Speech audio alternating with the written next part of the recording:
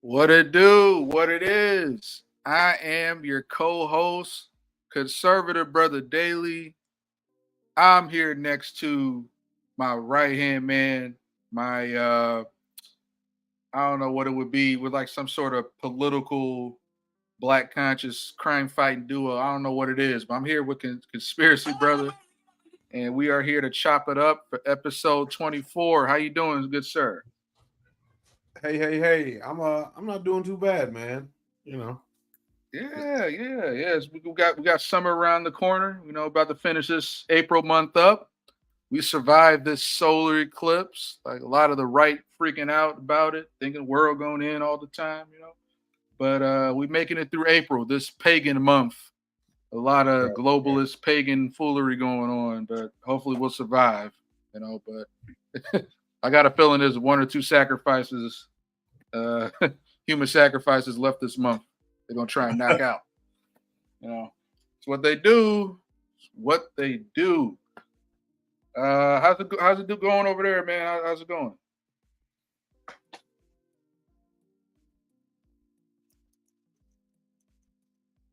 Conspiracy brother? Oh, my bad. I thought I Oh, still had my mic muted. I oh, was saying, I'm doing as good as I can. mm-hmm. As good as you can do when you pay attention to the news. Had the draft festivities going on, so got a chance to Yeah, see some of that. yeah. NFL draft in Detroit. I think this is first time in Detroit, right? Am I right? Yeah, it's in Detroit. That's downtown. Yeah. So I think it's the first year they've been doing it there. So Oh yeah, the first year. Yeah, first year it ever happened. I guess they yeah, just started having the draft travel to different host cities like 5 years ago or something.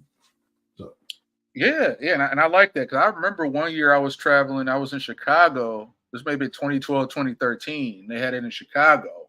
So I don't know why I thought they always had it in different cities, but yeah, I guess now they're starting to spread the love, if you will.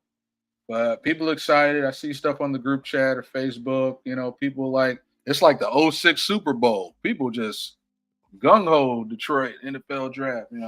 So yeah, sorry I get to miss that.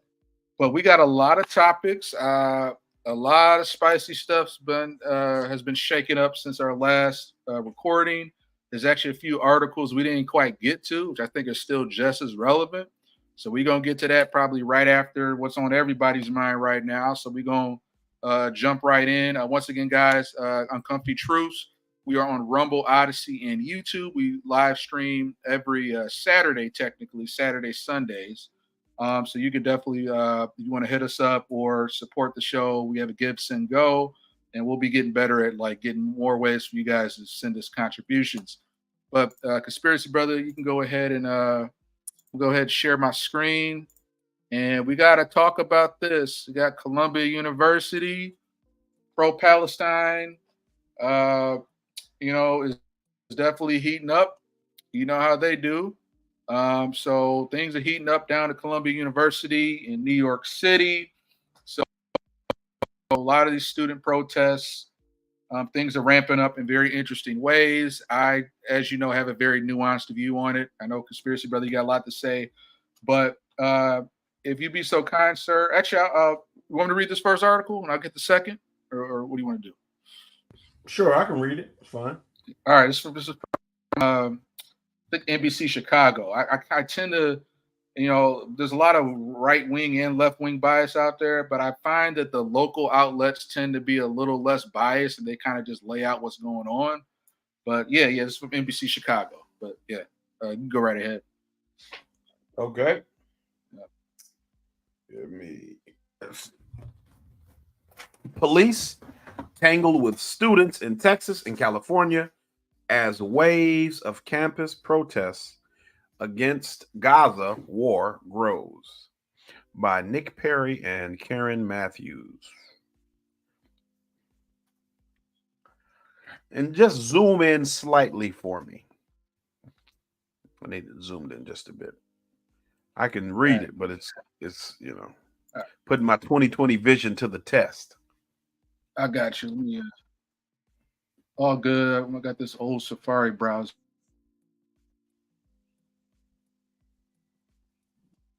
Yeah, I got the Zoom. Here's no option. Hold on. I know if you hit And control and we are scroll up on not too. Okay, I found it. There we go. How's that? oh, okay.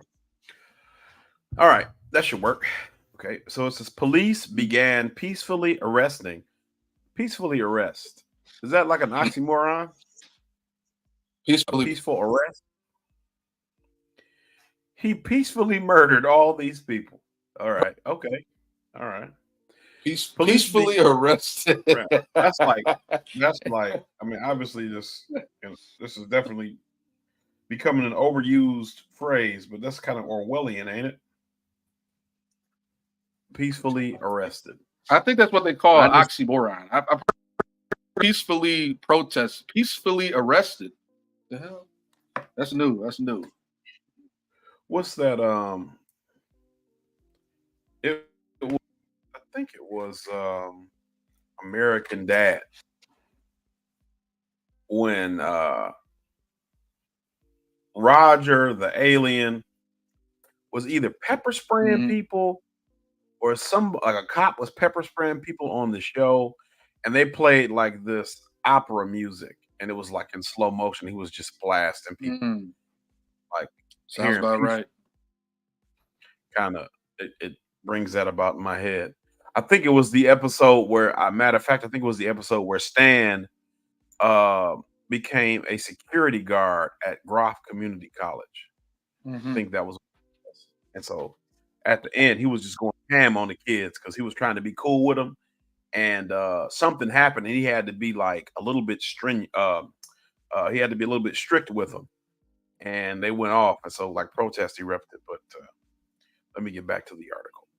Police began peacefully arresting student protesters at the University of Southern California Wednesday evening, hours after police at a Texas university violently took dozens of demonstrators into custody in the latest clashes between law enforcement and those protesting the Israel Hamas war on campuses nationwide. And who is this article written by? Because it's interesting that the Texas police were violently taking down people, but Mm. the They're saying California NBC police, Chicago. right? The Southern California police were peacefully arresting people, you know. But while tensions rose between police and student protesters at the University of Southern California earlier in the day, in the evening, demonstrators started being detained without incident as helicopters buzzed overhead. Police officers encircled the dwindling group, which sat in defiance of an earlier warning to disperse or be arrested. Beyond the police line, hundreds of onlookers watched as helicopters buzzed overhead. The school closed the campus as arrests began. While universities struggling to diffuse unrest have quickly turned to law enforcement, the arrests in California were in sharp contrast to the chaos that ensued just hours earlier at the University of Texas at Austin. Hundreds of local and state police, including some on horseback and holding batons, man, taking you back to 1960 something with that, Mm. bulldozed into protesters, at one point sending some tumbling into the street. Officers pushed their way into the crowd and made 34 arrests at the behest of the university and Texas Governor Greg Abbott, according to the State Department of Public Safety. A photographer covering the demonstration for Fox 7 Austin was in the push and pull when an officer yanked him backward to the ground. Video shows the station confirmed that the photographer was arrested. A longtime Texas journalist was knocked down in the mayhem and could be seen bleeding before police helped him to emergency medical staff. Dear Dane Urquhart, a third-year Texas student, called the police presence an arrest and, quote, overreaction, end quote, adding that the protest, quote, would have stayed peaceful, end quote, if the officers had not turned out in force. Quote, because of all the arrests, I think a lot more demonstrations are going to happen, end quote. Urquhart said. Of efforts. Police left after hours of efforts to control the crowd, and about 300 demonstrators moved back in to sit on the grass and chant under the school's iconic clock tower. North of the University of Southern California, students at California State Polytechnic University, Humboldt, were barricaded inside a building for a third day, and the school shut down campus through the weekend and made classes virtual. Harvard University in Massachusetts had sought to stay ahead of protests this week by limiting access to Harvard Yard and requiring tents, permission for tents and tables. That didn't stop protesters from setting up a camp with 14 tents Wednesday following a rally against the university's suspension of the Harvard Undergraduate Palestine Solidarity Committee.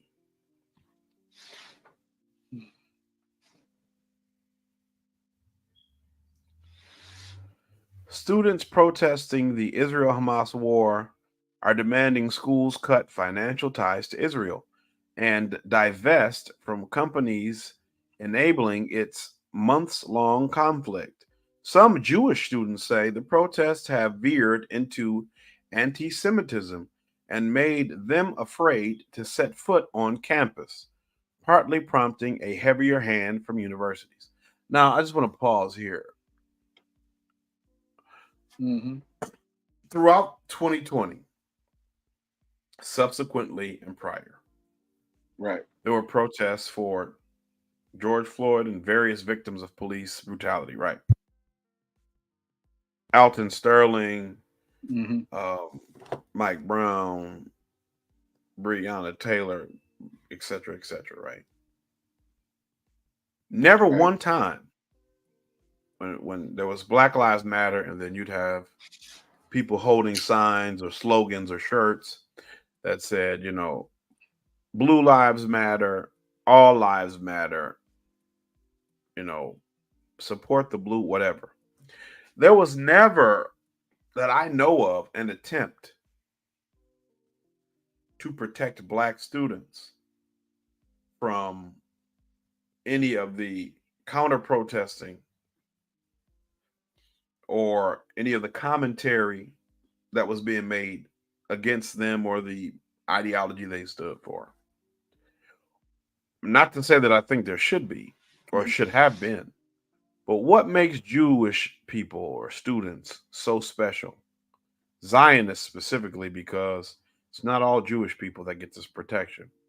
But what makes Mm-hmm. the Zionist Jewish students so special that just because they may face pushback or they may face some negative comments, that all these different organizations feel it acceptable to utilize some of these heavy handed tactics to Mm-hmm. curtail free speech, to curtail free assembly. You know, what is so special about Israel, about Jewish students, that it elicits this type of reaction from all of these different schools, your politicians, etc. Mm. Base. That's base. Um, so, at New York University this week, police said 133 protesters were taken into custody, while over 40 protesters were arrested Monday at an encampment at Yale University. Yale's on their, I think it's their seal of the school, the seal of the Mm-hmm. university is actually in Hebrew. The I don't know why. I tried to look it up years ago. I never found anything at that time to satisfactorily answer the question, but I thought that was interesting. Uh, University President Minouche. Oh, sorry. Columbia University averted another confrontation between students and police earlier Wednesday. University President Manouche Shafiq had set on Tuesday a midnight deadline to reach an agreement on clearing an encampment, but the school extended negotiations, saying it would continue talks with protesters for another 48 hours. On a visit to campus, U.S. House Speaker Mike Johnson, a Republican, called on Columbia University President Manushka Shafiq to resign, quote, if she cannot bring order to this chaos, end quote. Why is the Speaker of the House so concerned with Israel? Why are all of them? Quote, if this is not contained quickly and if these threats Yeah. and intimidations are not stopped, there is an appropriate time for the National Guard, end quote, he said. On Wednesday evening, a Columbia spoke, so we'll have the Kent State massacre all over again. You know, that's a little side note. Maybe I should have posted this article. Maybe I might to the, but it was an article that was in Popular Science or something, and it was saying that there's a researcher who thinks that he may have discovered proof that we live in a simulation, and it has to do with entropy and some type of the dispersion of electrical waves or energy or something. I got to look at it again. But I thought that was interesting because I feel Mm. like we might be in a simulation. A lot of times I look at the way the world is kind of functioning and how it seems like things are so repetitive uh, that maybe there's just some code written and we Hmm. all fulfill certain obligations outside of free will because none of this stuff is real. It's a figment of our brains functioning. I remember a philosophy class I took. My philosophy teacher, professor, I don't know what you want to. He said something like, with Rene Descartes' famous "Cogito ergo sum," I think therefore I am, as a Hmm. way to understand existence. Was basically the concept was, the fact that I can think about my existence is proof that I exist because if I did not truly exist, I would not have the capacity to do that because I wouldn't have been programmed to do that, to question existence. And I just think about the rise in technology. And, Descartes lived in, I think, the 1700s, 1600s. And so, like, they didn't have air conditioning, they didn't have refrigeration, they didn't have consistent indoor plumbing. They did have it. The Romans had it, but not to the degree that we have it. And so I feel like the limitation of that quote, if that is, you know, if I presented it properly, the limitation of that quote is the fact that the world is fundamentally different than the time Descartes lived. You know, we have artificial intelligence now that can Mm. create music in a way that is not discernible from a real person making music. So went off on a tangent, but um, Right. That's a good point. Yeah. it says, Oh, we let's like see, tangents here. I look at it as a way to learn. You know what I mean? I never know I'm gonna learn. You know, yeah, gotta and think, gotta keep kind of thinking. just spitballing ideas, But I think we are in a simulation. I think the older I get, the more I'm exposed to things, the more I feel like things happen outside of the control. Even with the billionaire, um, you know, pedophile lizard people that control our government, the world government. That is If anybody's a really. lizard, is Gavin Newsom. If there's one politician lizard, is Gavin Newsom. Oh, certainly, because he reminds me of Dennis Hopper.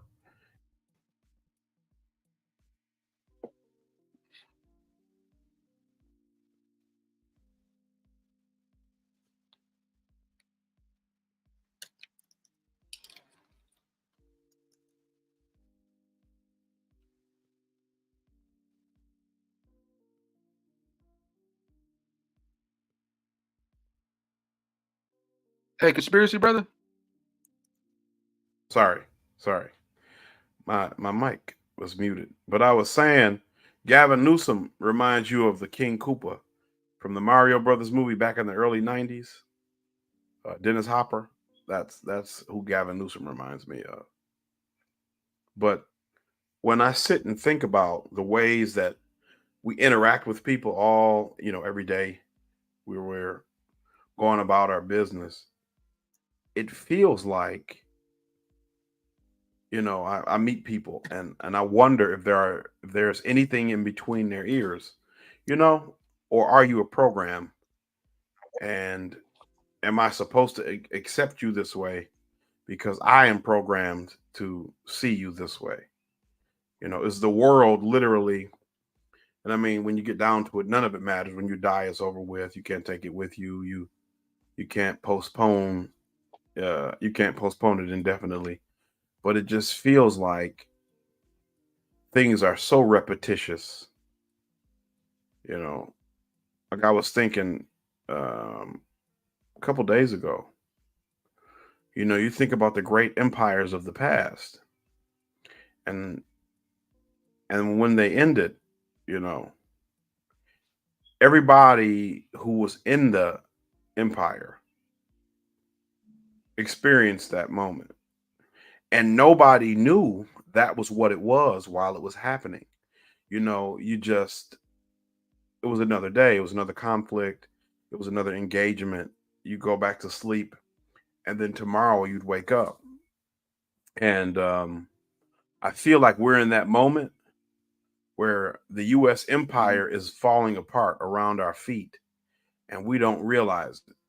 We see individual problems, we see large and small individual problems. The border being insecure, funding this conflict, infrastructure falling apart, uh, American workers not being able to afford, an article I posted, being able to afford food, being able to, she's a woman, lives in Michigan, Mason, Michigan, has a degree, has a child, works full time, and she earns $25,000 a year. And so you look at the way everything goes, and the way it's going, and you know 10 years from now, I just see the country being in a worse state, but I don't see it in my mind ceasing to exist in the way that it is today, right? Fundamentally on the global stage. However, for all we know, tomorrow, all out war could break out and America could cease to be what it is as we have known it our whole lives, right? Um, so again, sorry for kind of getting off track, but I hope that it kind of clarifies some of the things that I think about and some of the ways that I interpret what happens and what is happening. You know, one of the things that has happened to me, like I said before, as a result of COVID and the uh, war with Russia and Ukraine, and essentially the West, NATO, Ukraine, and Russia, is this giving me a different perspective, Okay, right? I've conspiracy always brother. been a, Really quick. I got to yeah, interject really quick. no Well, really problem. quick, conspiracy brother. Your audio's been cutting out. Oh, okay. Let me see if I can Background fix. noise, but it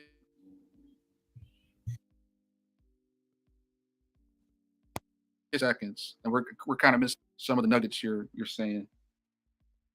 I don't know if it's is that a new mic you got?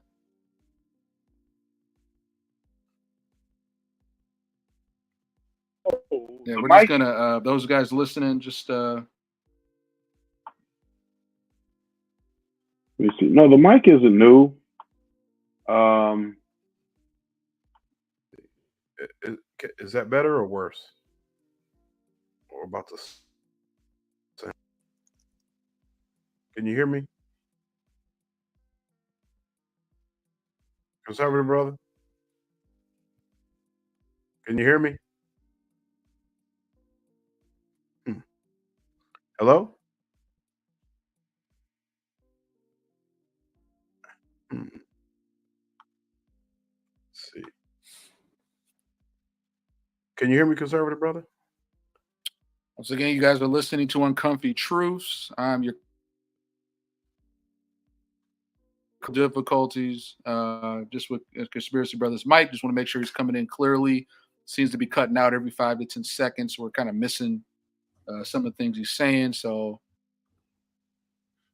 we're just trying to get that together. Can you hear me? But I still know it seems his mic specifically keeps cutting out. So we're just trying to get that problem solved. I might have a little. Just give us a moment.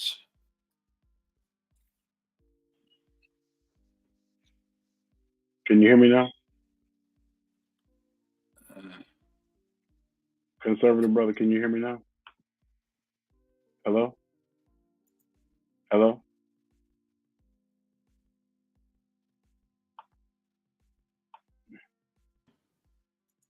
All right, so I think Conspiracy Brother might have to hop off and rejoin. I think our live stream still.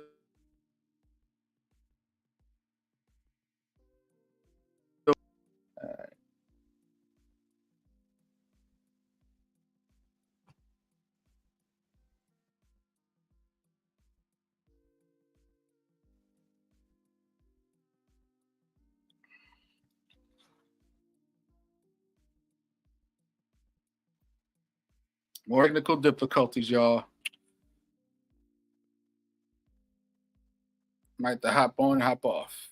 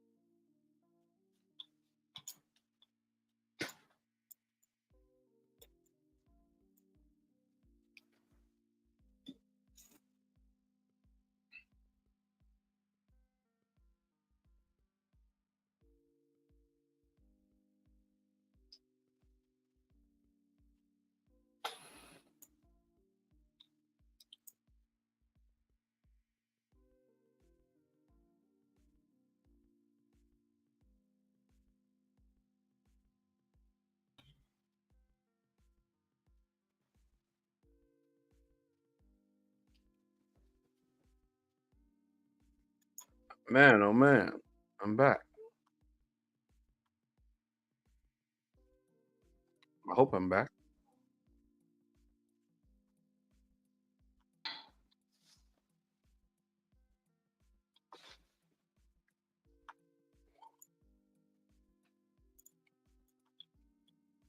Okay, conservative brother, can you hear me?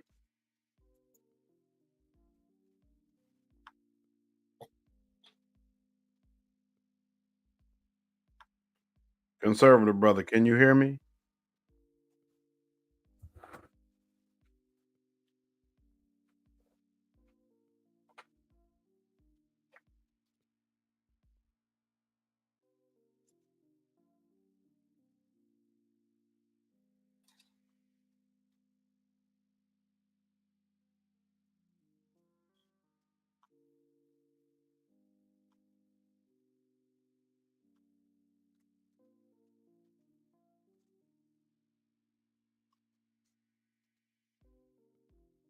Conservative brother, can you hear me?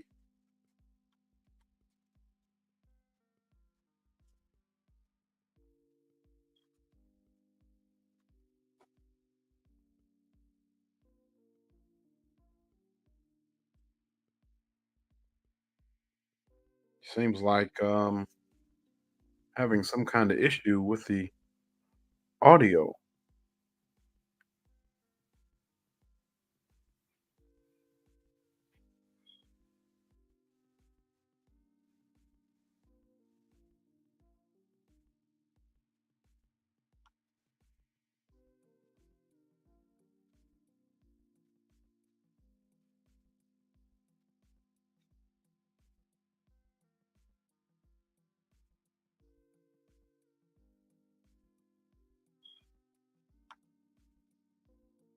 Hello, hello, hello, hello, hello.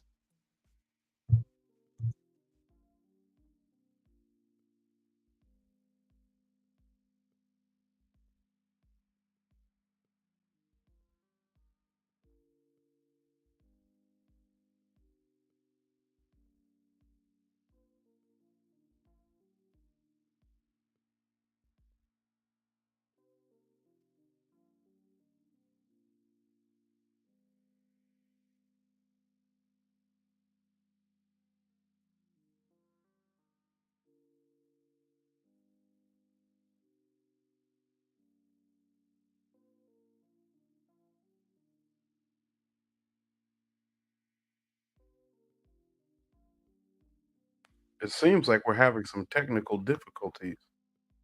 I'm trying to figure out what is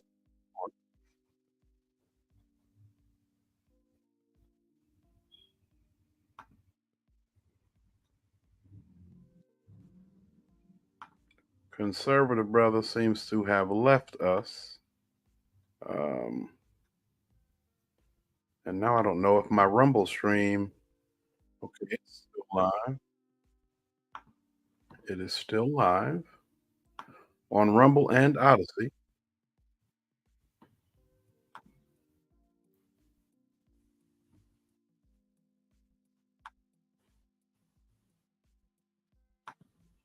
Okay. So I don't know where he went or what happened. It seems to be technical difficulties all around. Um, but as I was saying, when you look at when you look at the ways that it seems like everything is happening repetitively, it's hard to understand this existence as anything other than a simulation, at least for me.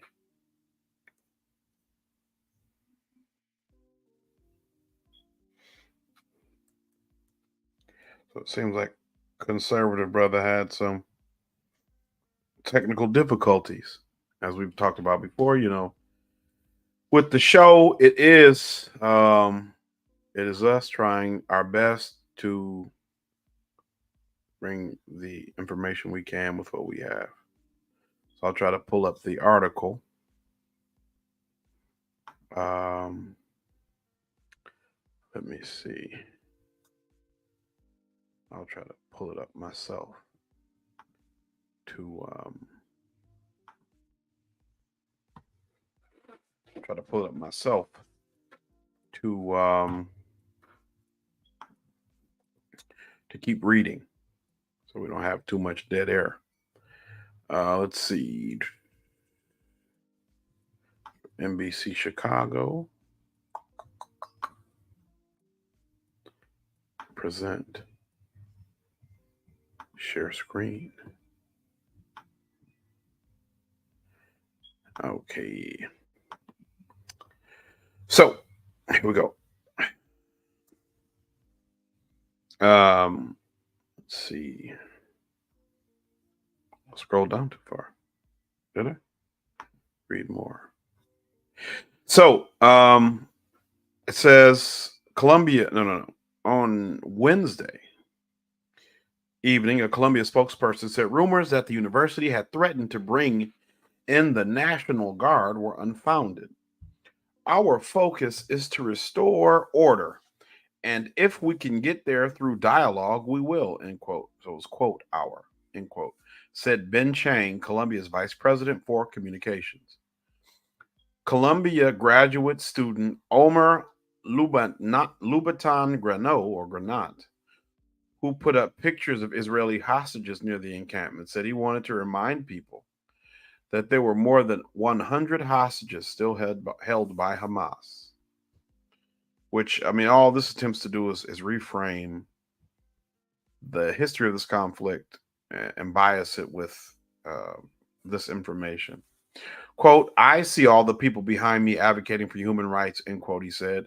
Quote, I don't think they have one word to say about the fact that people their age that were kidnapped from their homes or from a music festival in Israel are held by a terror organization, end quote. Harvard law student Tala Al-Fakoha, who is Palestinian, said she and other protesters want more transparency from the university. Quote, my hope is that the Harvard administration listens to what its students have been asking for all year, which is divestment, disclosure, and dropping any sort of charges against students, end quote, she said. Police first tried to clear the encampment at Columbia last week when they arrested more than 100 protesters.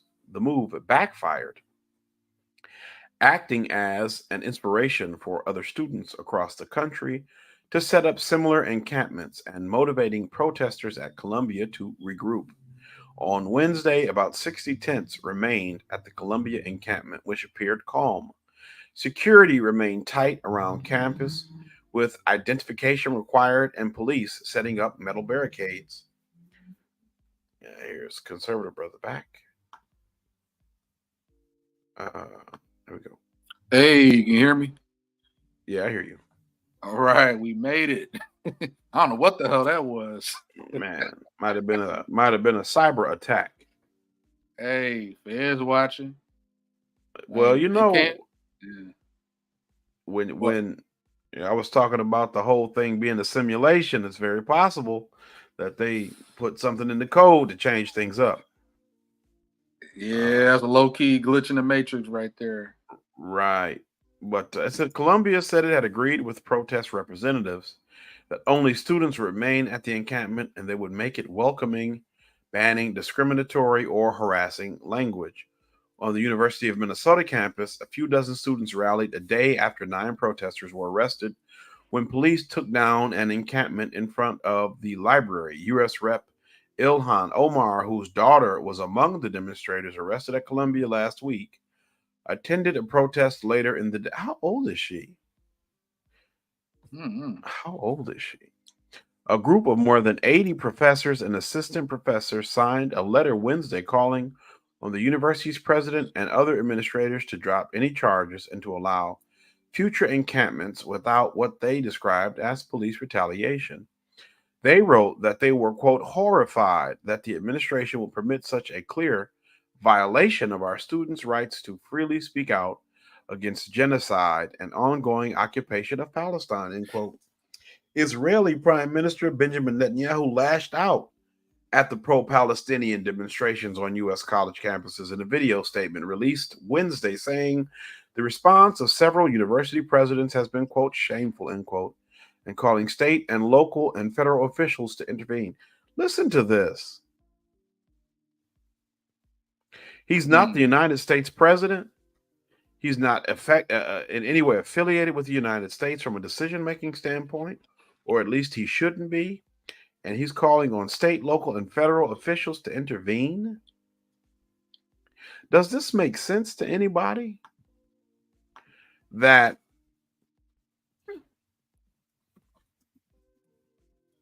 the president, prime minister, or whatever of a foreign country, even if an ally, could say these type of things and get away with it. You've got Mike Johnson saying something critical about it when he is the U.S. Speaker of the House. You have Benjamin Netanyahu, who is nothing to us.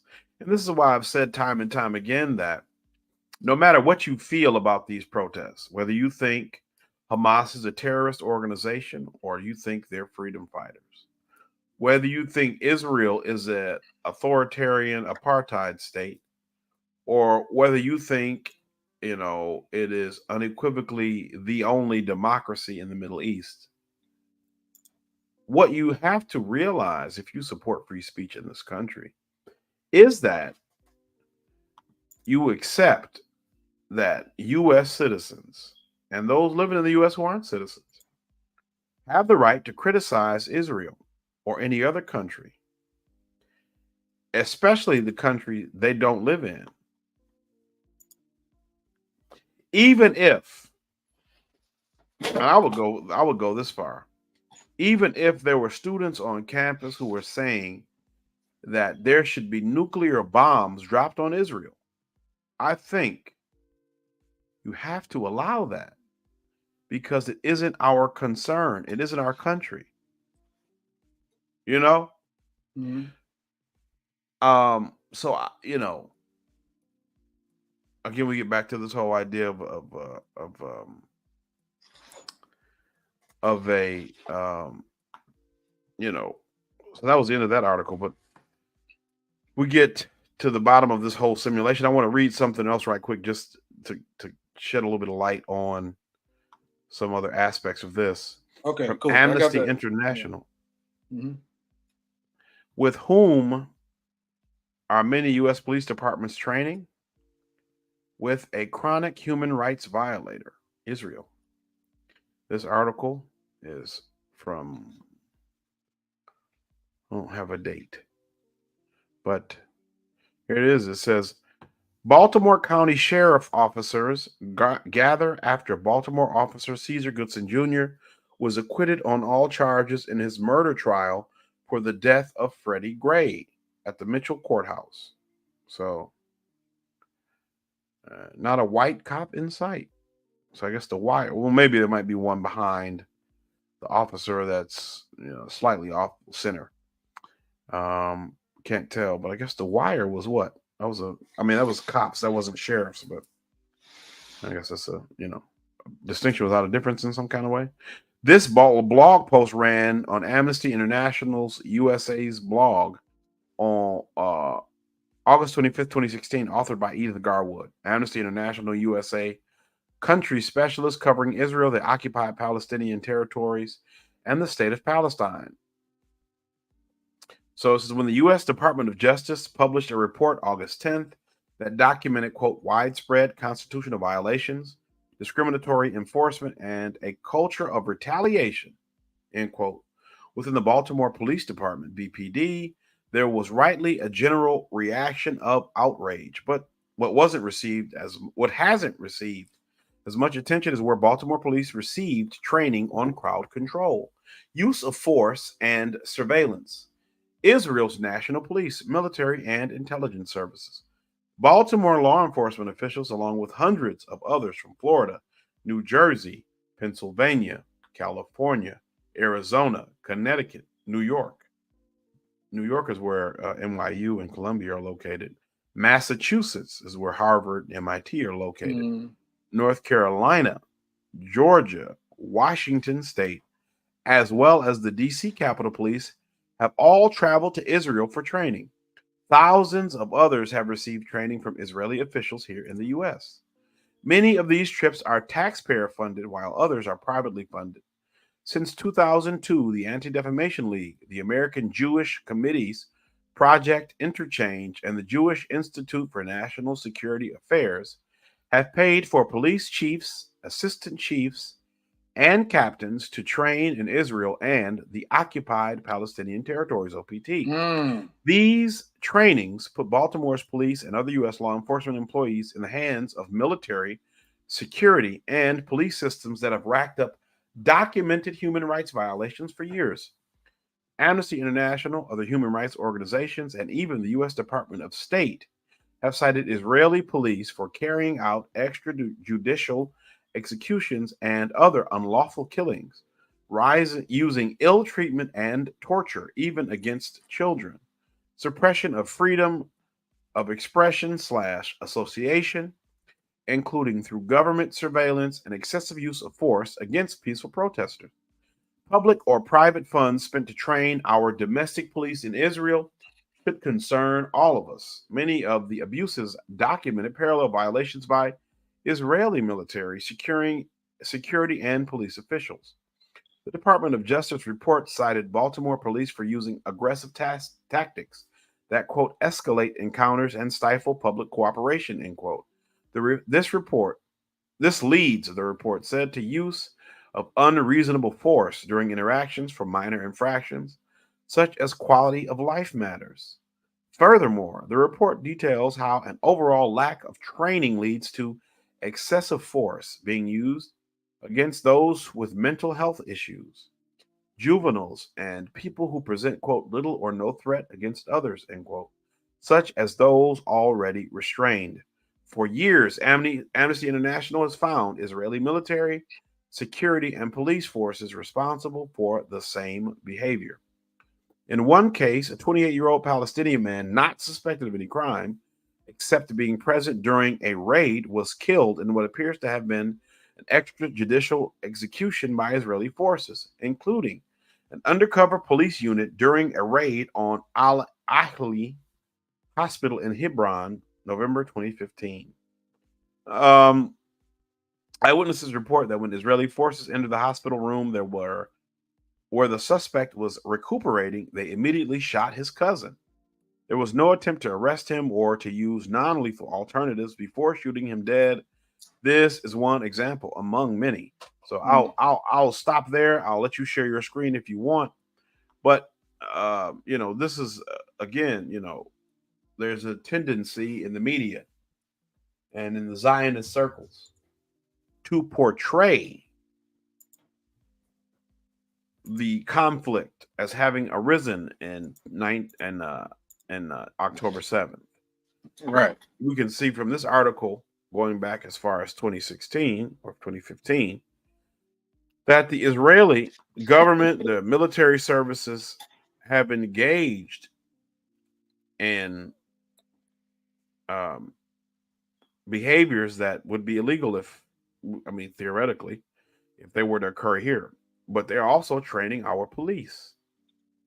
And, it's interesting that we don't see these connections. Nobody in the media is presenting these connections between the way the police are behaving and the way that they're trained. And they say it's a lack of training. It isn't a lack of training if you're trained to do this. It may be an overabundance of incorrect training, but it is not a lack of training. You have trained our police to do precisely this, that you would allow our country and another foreign country to work so intricately and intimately together as Israel and the United States is strange to me. You have so many America First conservatives who have a caveat or an objection when it concerns Israel. Like, we talked about with Candace Owens and Ben Shapiro. You cannot be America First if you support another foreign country. And there's video of Ben Shapiro saying the number one thing that cements his support for the United States, or something to that effect, is the United States support of Israel. This person doesn't love America. They see America as a vessel by which they can achieve their own personal goals and desires. But they don't want what is best for America or American people. They want what they can get for themselves as a result of the relationship. So I'll stop here and let you read and whatever. Sorry. Yeah. I don't appreciate conspiracy, brother. And it's always good to get that big picture context. And I'll tell you right away is that the reason why you ask, like, these so-called America First conservatives, why are they so gung-ho about Israel? Well, guess what? They're not America First. They are Israel First cosplaying and America First clothing. All right, we got Israel First neocons and neoliberals that are cosplaying in America First sheep's clothing. And I wanted to bring up this article. I originally thought it was Yahoo News, but it's like Yahoo News article, but it's embedded on, in the Fox News video. And I want to kind of bring this up because this is great context here when it comes to this big divide, with this Israel and Palestine conflict.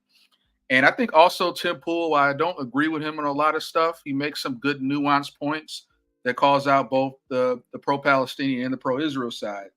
I think there is a trippy kind of psychology behind, there's a legit pro-Palestine crowd, all right? Like the 80-90% of the protesters out there doing their thing. There's a small far left fringe inside there that's doing some foolery that I'm going to call out, as well as, of course, Israel and obviously Netanyahu regime and all the hurt they're causing. So I say this to say that when it comes to the pro-Palestine protests across campus, you got Columbia, we got Yale over here. I'm gonna probably read this article before we watch the video. I don't think the article is that long. But here's the thing. Here's where I stand. I still stand for freedom of protest. Even though I got issues with Hamas, I'm not here to call them freedom fighters. We still got to call out Hamas, who likes to mingle in with the innocent Palestinian people to keep getting them killed. There's some foolery going on with that. But at the same time, you got the Israel regime still doing what it does with the genocidal murder of hundreds of thousands of women and children. All right. So I say that to say these protesters down here on campus, they can be Hamas-loving lefties all they want. They have the right to assemble in the public commons. They can kick, yell, and scream no matter how uncomfortable these Jewish students feel. Because I think I remember it was Ben Shapiro that said facts over feelings. Your feelings don't matter. All right? So if you're getting shouted at, if you got people yelling back and forth with you, maybe blocking the way you're going to class, guess what?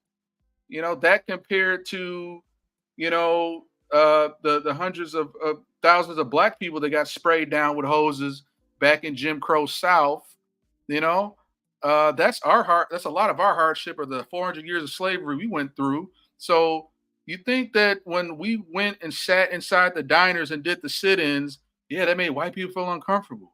Oh, okay. I'm sorry, but you being comfortable it's not about you when it comes to you just being comfortable. Now, I will say, when it comes to some of these demonstrations, we used to call out. There's some demonstrators that went a little too far. I think one Jewish student, she got poked in the eye with an umbrella. Another dude just walking to class, and I think there may have been some physical contact. All right, so I'm not condoning as extreme as the protesters want to be. There may be a few Jewish students that get hurt here and there physically, but it's not like intentional assault. So I think at the end of the day, they need to put the big boy pants on and be like, okay, let's talk. Let's have a debate. Maybe I'm going to class right now, but let's talk. But instead of like, oh, I'm being abused. I'm being mistreated. Like nobody's coming after you and throwing a noose over a tree. So we need to be kind of real and upfront about that. You know. Now another thing I'm going to mention as well is the fact that when it comes to Israel, when it comes to these pro-Palestine protests and all that stuff, I want to play this video because once again, the context here is where they're doing the same argument. They're trying to say that these words, these actions are violence. All right, no one's being, for the most part, physically assaulted. No one's being raped, pillaged, or doing all the type of stuff that the Palestinians are going through. But I feel like it's still fair to be fair. Let's try. I'm gonna get through this article. We'll read it for context. Conspiracy brother, if you want to give any further context or Well, any, but I was gonna read the article. But yeah, anything yeah, you want to add? You want to yeah. touch I on was gonna say I heard that the chick who claimed to get poked in the eye was a hoax. That wasn't true. She lied. There's a Okay, video. that's I good to can try know. to find it. Okay, I can try to find the video, but yeah. So and that's what we want to debunk, and that's great because, like I said, I still take all the information and let's break it down. Let's peel back the layers and find the truth behind it. If something that's made that reinforces my bias and I find out it's bullshit, I'm not going to be like, no, this reinforces what I think. Like, no, we're going to break it down. But yeah, if you could maybe send me that, we could figure that out. But I'm going to read this article. So comes from Yahoo News, I think via Fox News. Anti-Israel campus protests are spreading. California, Texas brace after activists overrun Columbia and Yale. All right, so we're going to give them a fair shot, read this article, and watch the video. And then we'll like break down, debunk what's BS, what's true, what's not so. After anti-Israel protests formed at Columbia University, UC Berkeley, and Yale, additional activist groups have become inspired to lead their own resistance movements, forcing schools in California, Texas, Maryland to brace for potential mayhem. Fox News has learned. Activist groups at the University of California, UCLA, the University of Texas at Austin, and Johns Hopkins University in Baltimore, Maryland, have all announced on social media that they will hold anti-Israel protests on Wednesday, April 24th. Pro-Palestinian factions at all three universities have posted on social media indicating that they intend to hold resistance movements, including a post at the Hopkins Justice Collective, which calls members to stand in support of our brothers, sisters in Gaza, as well as students on many college campuses across the country fighting for divestment from settler colony of Israel. Bring your signs, bring your posters, and most importantly, bring your energy. Now, this is one little harp I will put on both pro-Palestine and pro-Israel folks. We need to have protests, y'all, where there's a section in the Commons where everybody can scream as loud as they want and have chants and throw signs and all that stuff. But guess what? We need a middle ground section where it's almost like a speed dating table where you could show up. There's one person on one side, one person on the other side from a different view. And guess what? It could be like a speed dating or like going to see somebody in jail and picking up the phone where you have a cordial debate, where you debate facts or, okay, I see you have this, blah, blah, blah. So I think we need both. I think sometimes if you don't have that in real life, all you have is the mudslinging online. So I'm all with it. Like we need to have the shout, we need to have the chants, we need to have a lot of that stuff that gets a lot of the work done and gets the attention, while at the same time, a lot of these Jewish students who are like, oh, I feel uncomfortable, I feel afraid, and all they're really doing is getting shouted at. But there could be somebody like, you know what? Hey, let's talk. Why are you so afraid of us? Did you know in 1949 when they took over our land in Palestine and blah, blah, blah. So I feel like if people were smart on both sides, they really want to get their point across, we can still have, let's get shit done, let's chant, let's move, let's push and make them uncomfortable. But at the same time, I feel like we also need to have that part, some part of the protest where guess what? If a Jewish student is really feeling uncomfortable, you really think you're under attack, you need to go to old boy who could kind of put you on a lot of what Israel regime and Netanyahu has been doing, and y'all could sit there and duke it out respectively debate right next to the louder protests. So I just want to kind of bring that point up because I think that's something if a lot of people were thinking on both sides, you know, that's just something to consider, especially because the Jewish students then turn around and go, I've been attacked, I've been assaulted, when all they were doing was just shouting chants. All right, so the newly anticipated anti Israel protests come as activists have seen massive turnouts with hundreds of students at Columbia University in NYC, at Yale and New Haven, Connecticut. Similar protests have risen at other universities in recent days. The University of Maryland, College Park, Vanderbilt University in Nashville, Tennessee, and University of at Illinois at Urbana, Champaign have all experienced similar protests in recent days, targeted at Israel and its war in the terror group Hamas in Gaza. Many of the protesters are calling for an end to the fighting in the region, which has resulted in tens of thousands of civilian Palestinian deaths.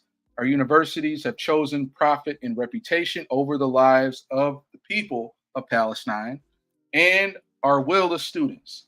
The supposed power of our administrators is nothing compared to the strength of the united students, staff, and faculty committed to realizing justice and upholding Palestinian liberation on campus. Students for Justice in Palestine, University of LA, wrote on Instagram.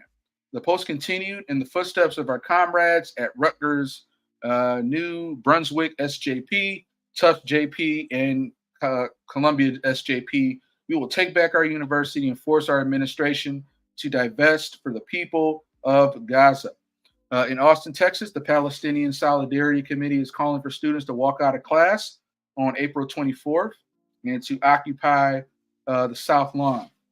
In the footsteps of our comrades at Columbia SJP, Rutgers, New Brunswick, Yale, and countless others across the nation, we will be establishing a popular university for Gaza and demanding our administration divest from death. The new protests are continuations of anti-Israel protests exhibited across the U.S. So these are more photos from the protests. And then finally, protesters, agitators in the U.S. have successfully targeted and held protests at all top five U.S. Universities, according to U.S. News and World Report 2024 Best National University Rankings. These include Princeton, MIT, Harvard, Stanford, Yale, each witnessing active anti-Israel protests in the last few days. According to these rankings, at least half of the top 50 universities have had active anti-Israel protests. And I just even that word itself, anti-Israel. What that does is once again saying most people. Well, there are protesters that hate Israel, all right. But at the same time, when you have no context, I can still love an innocent Palestinian civilian. I can still love an innocent Israeli citizen who has nothing to do with the Netanyahu regime. My beef is with Netanyahu, with the infamous IDF, with the infamous Israeli government and regime. But when people just say anti-Israel, of course, like anything, like saying it's the Jews, it's gonna you're gonna put under umbrella everybody. Where you got Israeli Jews who are against the Gaza genocide, you got Orthodox Jews, you got all types of Jews and Israelis that are for this shit, you know. So you can just start to see the wording with the neocons like anti-Israel, and they want to really spin that up enough and enough and enough to make everybody think, oh my God, they're about all erasing all Jews and all that. But while many of these universities have had anti-Israel protests in waves since the Hamas-led terror attack on Israel, October 7th, they have seen more recent protests sparked or by or after April 17th Columbia University protests. So once again, I got a few more things to say, conspiracy brother, then we'll watch the video. But what are still some of your thoughts, you know, so we could know we're getting about an hour on this, but I'd like to get your thoughts, you know. Yeah, so just like what you were saying, even if, let's say, you think about World War II, and let's say Israel was a country at that point. If the Germans just said, hey, we hate Israel, we hate the Jews, and we're going to blow it up. As a nation, Israel may be on high alert, but there's like realistically nothing they could have done to stop that. You know what I'm saying? Mm-hmm. So even here, if all these students were saying, hey, we hate Israel, we wish it would be blown up, we would drop bombs on it if we could. There's literally nothing that Israel can do. And the fact that the U.S. government, members of the U.S. government, and these institutions are trying to punish the students for that is unconscionable. Right? Right. This is still a foreign country. Ally or not, it's not America. I don't have to like anybody else. Right? I don't have a legal obligation to like America. There's nothing about your undying love and unyielding support for this country. However, there is nothing anywhere that mandates that I have to, in order to be in good standing as a citizen, support any foreign countries at all. Right. Amen. It's America first. It's not Israel first. Right. It's not Ukraine first. It's none of them countries first. And it's not even to say, that I'm not concerned genuinely about wrongdoing and suffering that happens all around the world. But one of the fundamental differences between a lot of instances that go on in the world, because you've seen Zionist talking heads speaking to politicians in the mainstream, politicians and members of the mainstream media, talking about Dresden during World War II and the different times that America has engaged in exceptional violence. But the issue is, as American citizens, we've called that out. Vietnam was called out, was protested. The war in Iraq and Afghanistan was protested. But in some of these conflicts, we had no hand in it. It is a much different urgency to call for your government to stop funding and committing a genocide than it is to be speaking generally about the need to uplift and free people globally. It's a totally different situation. So, the fact that Israel needs U.S. support in order for it to even exist as a nation on the day-to-day level, because their economy isn't even robust enough to support the country without U.S. Essentially reparations, right? Right. So, I'll let you go. I posted the link to that video. It was a Jimmy Dore video with the lady who said she got poked in the eye. I posted it on that. Oh, did you? On the Google Doc? Yep. Okay, cool. We could definitely pull that up next. Right after I play the video. So basically, like you mentioned, that may have been a hoax, or likely was a hoax. Whether it was intentional, what I call out is the fact that, whether it's J6, whether it's the summer 2020 BLM Antifa Summer of Love riots, I think we all have to realize that we always got to think about who can you not criticize, and I think it's that quote like, if you want to know who controls you, find out who you can't criticize. And we've seen a lot of this selective sort of outrage from the establishment over the past few years. Once again, it could be something as far as like with BLM riots, like we were able to go out in masses during this apparently COVID pandemic. That was okay. But the second there's a Trump rally, it's a super spreader event. You start to see sort of the veil. And what you're seeing now is, once again, I'm sure there's probably a couple feds or some provocateurs or instigators, as they call them, that are infiltrating the pro-Palestine campuses, either making up these hoax stories like you mentioned, or maybe they're instigating it. And the thing we got to realize at the end of the day is that this government is not our friend.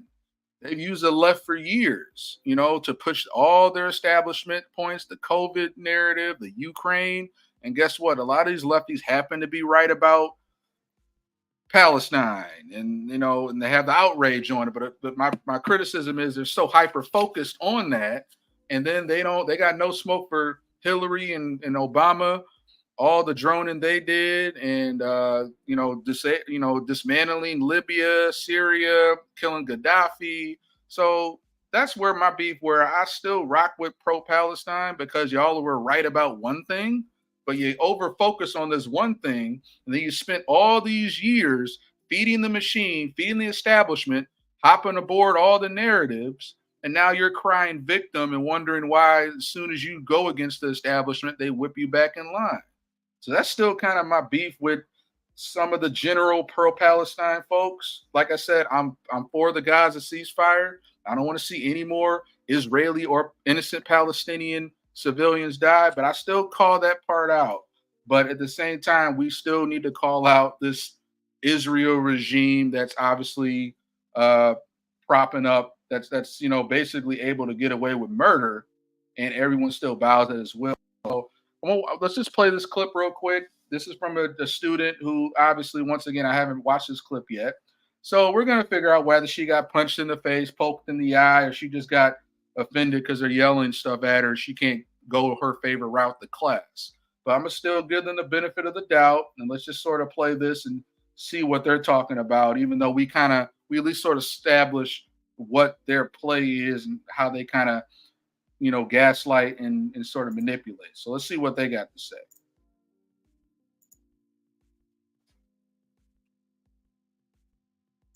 Can you hear the audio playing? No, not yet. I don't think the video is even moving. Yeah. Okay, I think I got to plug my headphones. Sorry. Can you hear it now? Yep. I want to know, when you hear that half of Gen Z is sympathetic toward Hamas, what does it make you feel? It's completely frightening. I don't know what these students don't understand. Hamas still holds 130 innocent civilians, including a 1-year-old baby, hostage. They raped women. They killed everything and everyone in sight. They're completely barbaric. They're a U.S.-designated terrorist organization. It's frightening, and it doesn't surprise me. There are students on my campus who are waving Hamas flags. Columbia University students are saying, "We are Hamas." I cannot feel safe to be on campus when this is the case, but unfortunately, after the past 6 months and the rhetoric on campus, it doesn't surprise me. So, Conspiracy Brother, really quick, give me your thoughts on that. There's been a lot of this whole, and once again, I have issues with Hamas as well, but I feel like I want to break down whether or not there's really a faction of people who are like, Hamas are freedom fighters, they did nothing wrong, they all had it coming, versus there are people who are critical of Hamas, but are still saying we are for the Palestinian people's liberation, but then they get smeared as in just supporting Hamas. So how much is that is myth, you think, and how much are people really in love with Hamas versus they just want to liberate Israel? Because I feel like there's a lot of inflation, and I just want to know your thoughts on that. Well, I think, honestly, I think it's kind of inconsequential. Like, I think he's just trying to throw up a smokescreen to justify her support for authoritarianism and or support for special protections for Israel and then Jewish students. But let's say just hypothetically that every student who had at the pro-Palestine rally was a supporter of Hamas. My contention is always going to be that in America, you should be able to say that. Unless we've got some kind of disagreement with Palestine, where we're not allowed to interact with them, or they have tried to commit crimes against us, which would put, and we're at some type of war with them that will put us in a different state in the way that we interact with each other. So what? Mm-hmm. You know what I'm saying? If there was some kind of Thai or Vietnamese gang, right, and they had some kind of beef, and it got over here, and the beef never got violent over words, Right. And gangs of Thai people or Vietnamese people were, just verbally having interactions that were fraught. There's nothing the U.S. should be doing about it. You can insult people. You can even demand violence to happen to certain entities because we live in a country with laws and a constitution that protects free speech. Big facts. Big facts. All right, let's hear the rest of what You know, she has to say. but Oh, another thing I want to say. One yeah, more yeah, thing I want to say. yeah, Yeah, yeah. just one more thing. And Benjamin Netanyahu and the Israeli government supported Hamas anyway. They Yep, we ensured that the funded them for Qatari years. government, We the, funded the them too. Qatari, they ensured that the Qatari government funded Israel. So if anybody has any issues with Hamas, they should be taking those up with Benjamin Netanyahu. And it was Dave Smith always said, if you want to look at who America's next enemy is, look at who we're funding now. So guess who are we funding the most, or not as much now, but Zelensky over in Ukraine. When they get through with him, guess what? He's gonna be enemy number one. As soon as he pushes back against their agenda, he's like, "Hey, I made my money. I want to be out." So guess who's gonna be the next enemy right after Hamas? Anyway, yeah, you wanted to add any more to that? Oh, Dave Smith, Cenk Uygur, what's his name? Dennis Prager, and the lady's name was I can't really rock Bataya. with Cenk Uygur. I don't know anything I've agreed. Maybe just the I mean, seesaw. it Cenk was a Uygur debate just with ugh, it was a okay. debate with Dave Smith and Cenk on one side, and Dennis Prager, and this lady's name Bataya something Sargon, Mhm. and it was something to do with the Israel-Palestine conflict. Right. It was about 2 hours and like 30 or 40 minutes, but it was really engaging, and I was surprised myself to be able to stand by and listen to Cenk talk that long.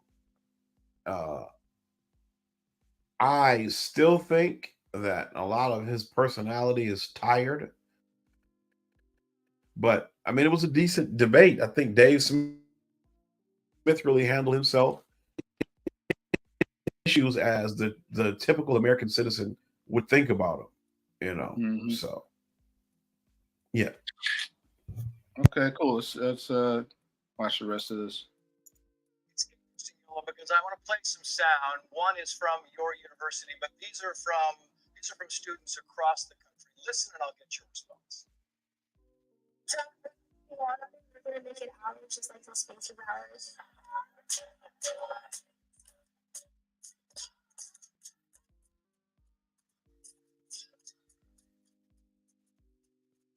There's a lot of science around. We have a lot of adjectives. Oh, not okay. We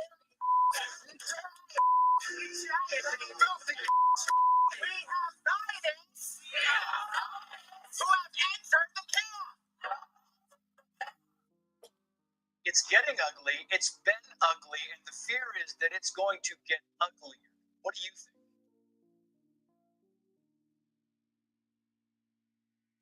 This is horrible. And the one question that I have for these students is, what is this doing for anyone in the Middle East? Chanting, burn Tel Aviv to the ground, chanting for Hamas to strike Tel Aviv. Since we have Zionists who have entered the camp on our communal campus, what is that doing for a single human being in the Middle East? And the answer is nothing. It is not helping anyone. They're much better to spend their time trying to, I don't know, give money to innocent civilians. Hopefully Hamas won't take over all of that aid that they try to get to Palestinians. But there are so many ways that they can help in the Middle East. And saying Zionists are not allowed on our communal campus, chanting to burn Tel Aviv to the ground and calls for intifada, that's doing nothing for anybody. It's ridiculous and it needs to stop now. We wish you the best of luck, Yola Ashkenazi.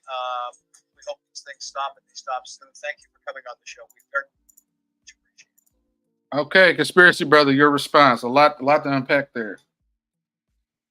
Yeah, again, I think this is a fundamental violation of our constitutional right to free speech and free assembly, and in the name of a foreign country, no less. if these people even have signs that say death to Israel, or I feel like it's got to be safe and legal. As long as they're not calling for attack or violence against individual students, Right. you have to accept that some people are going to say things on the extreme side because they live in a country where they're allowed to speak freely. Amen. All right. I think that about yeah, we got a lot of probably a lot more developments going on. I got a few more. I mean, we got a lot of topics, but I have some of the articles you posted last time, Conspiracy Brother, we didn't quite get to. And I also thought we kind of do a little wild card, throw in a few little pop culture, not pop culture, but kind of culture war pieces in there as well. Kind of shake things up. Are you familiar with Emmanuel Acho? You know who he is?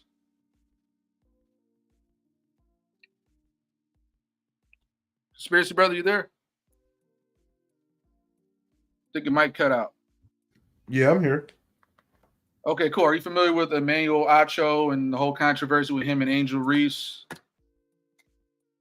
Familiar with that? No, I had heard something about it, but I didn't follow it closely enough to really have a commentary.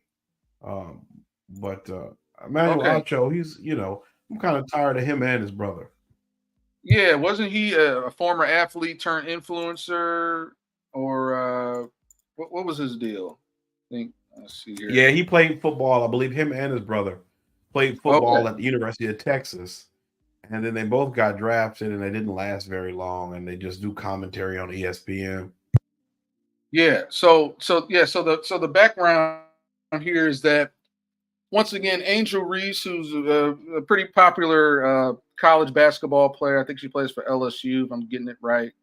And once again, I mean, I think the media a lot of times, and her and Caitlin Clark. Caitlin Clark plays for Iowa, and I forgot which team won this past year, but the media really hyped up a big beef between them. They tried to South portray, Carolina.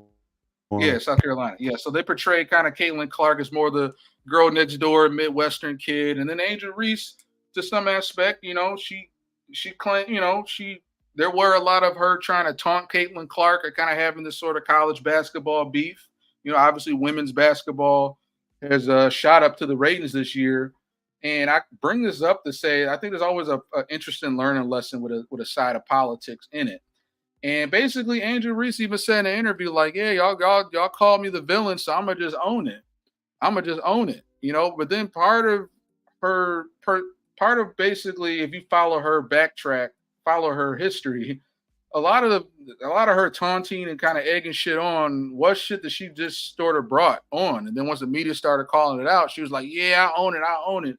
So I bring that up to say that Emmanuel Acho, this is kind of a case of what they call the buck breaking. I feel like they sort of buck break Emmanuel Acho because, to be honest, he was the first one to call out Angel Reese trying to play the victim card whenever the public backlash is on her, where basically, she'll egg on Caitlin Clark, egg on other people. But then as soon as the heat turns on her, she'll be like, "Well, no, no, no, y'all call me the victim. No, no, no." So what I do respect about Emmanuel Acho, while I'm not like a follower of his and whatnot, he called this out. I feel like there's a video. See if I can pull up the video where he first comments about Angel Reese, and that can kind of give you a little more context. So see if I can find the video, and then I can, kind of get your thoughts, Conspiracy Brother, because basically he was right. I mean, on like kind of using just sort of like I'm the poor victim. I'm just a young girl when it's convenient, and then when you get the backlash, you use that convenient card. So let me just pull the original video. Let's see here. There, Emmanuel Acho calls out Angel Reese. And then you'll kind of have a better context, conspiracy brother. Let's see here.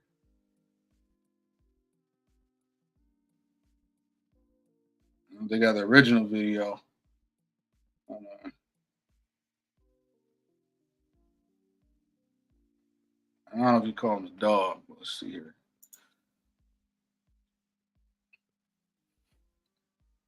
This might be the one. Let's see.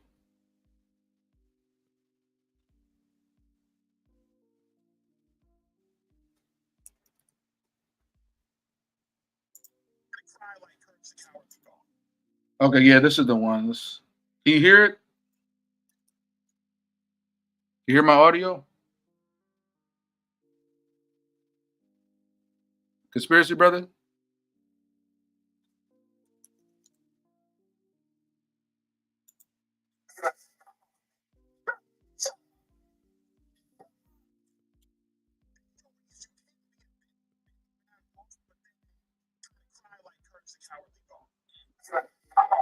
All right, that wasn't the whole clip, but see if I could find it. Hold on a second.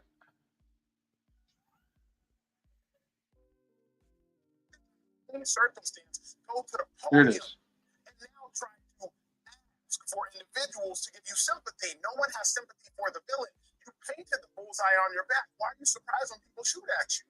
So if you want to act grown, if you want to pose grown, if you want to talk grown, if you want to talk to grown folks grown, then you got to take the L like you grown. Because what frustrated me is when you want to be the villain, but you want to hope for sympathy like the hero. I'm about to, you want to pose as a villain and ask for sympathy like the hero. I saw that. All right, so that's just the context.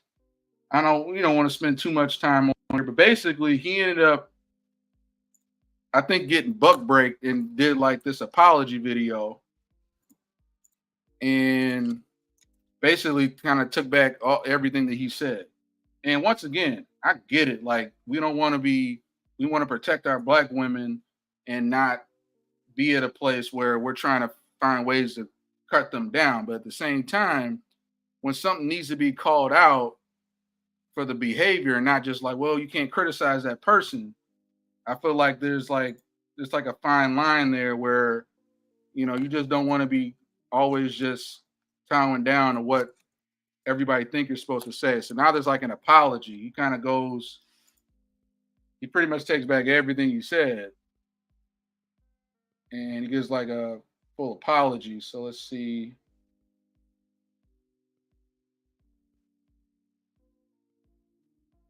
All right. So, I know you don't like Jason Whitlock, bro, but this kind of, he kind of makes a small point about the buck breaking. Can you still hear me, Conspiracy Brother? Yeah, I hear you. All right. So Jason Whitlock at least kind of threw this out like, hey, there's a little bit of this kind of a buck break situation going on. It's not just like you're attacking black women. It's kind of like he had to call out some behavior as far as what Angel Reese was doing, but the fact that they just made him apologize for it, this is kind of what Jason's calling out. So let me just sort of play this, get your response. I don't agree with everything Jason says, but he kind of makes a point here.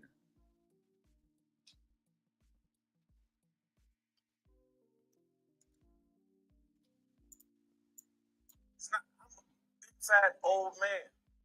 They can beat me up, but they know I'm not scared. And they know I'm not going to back down.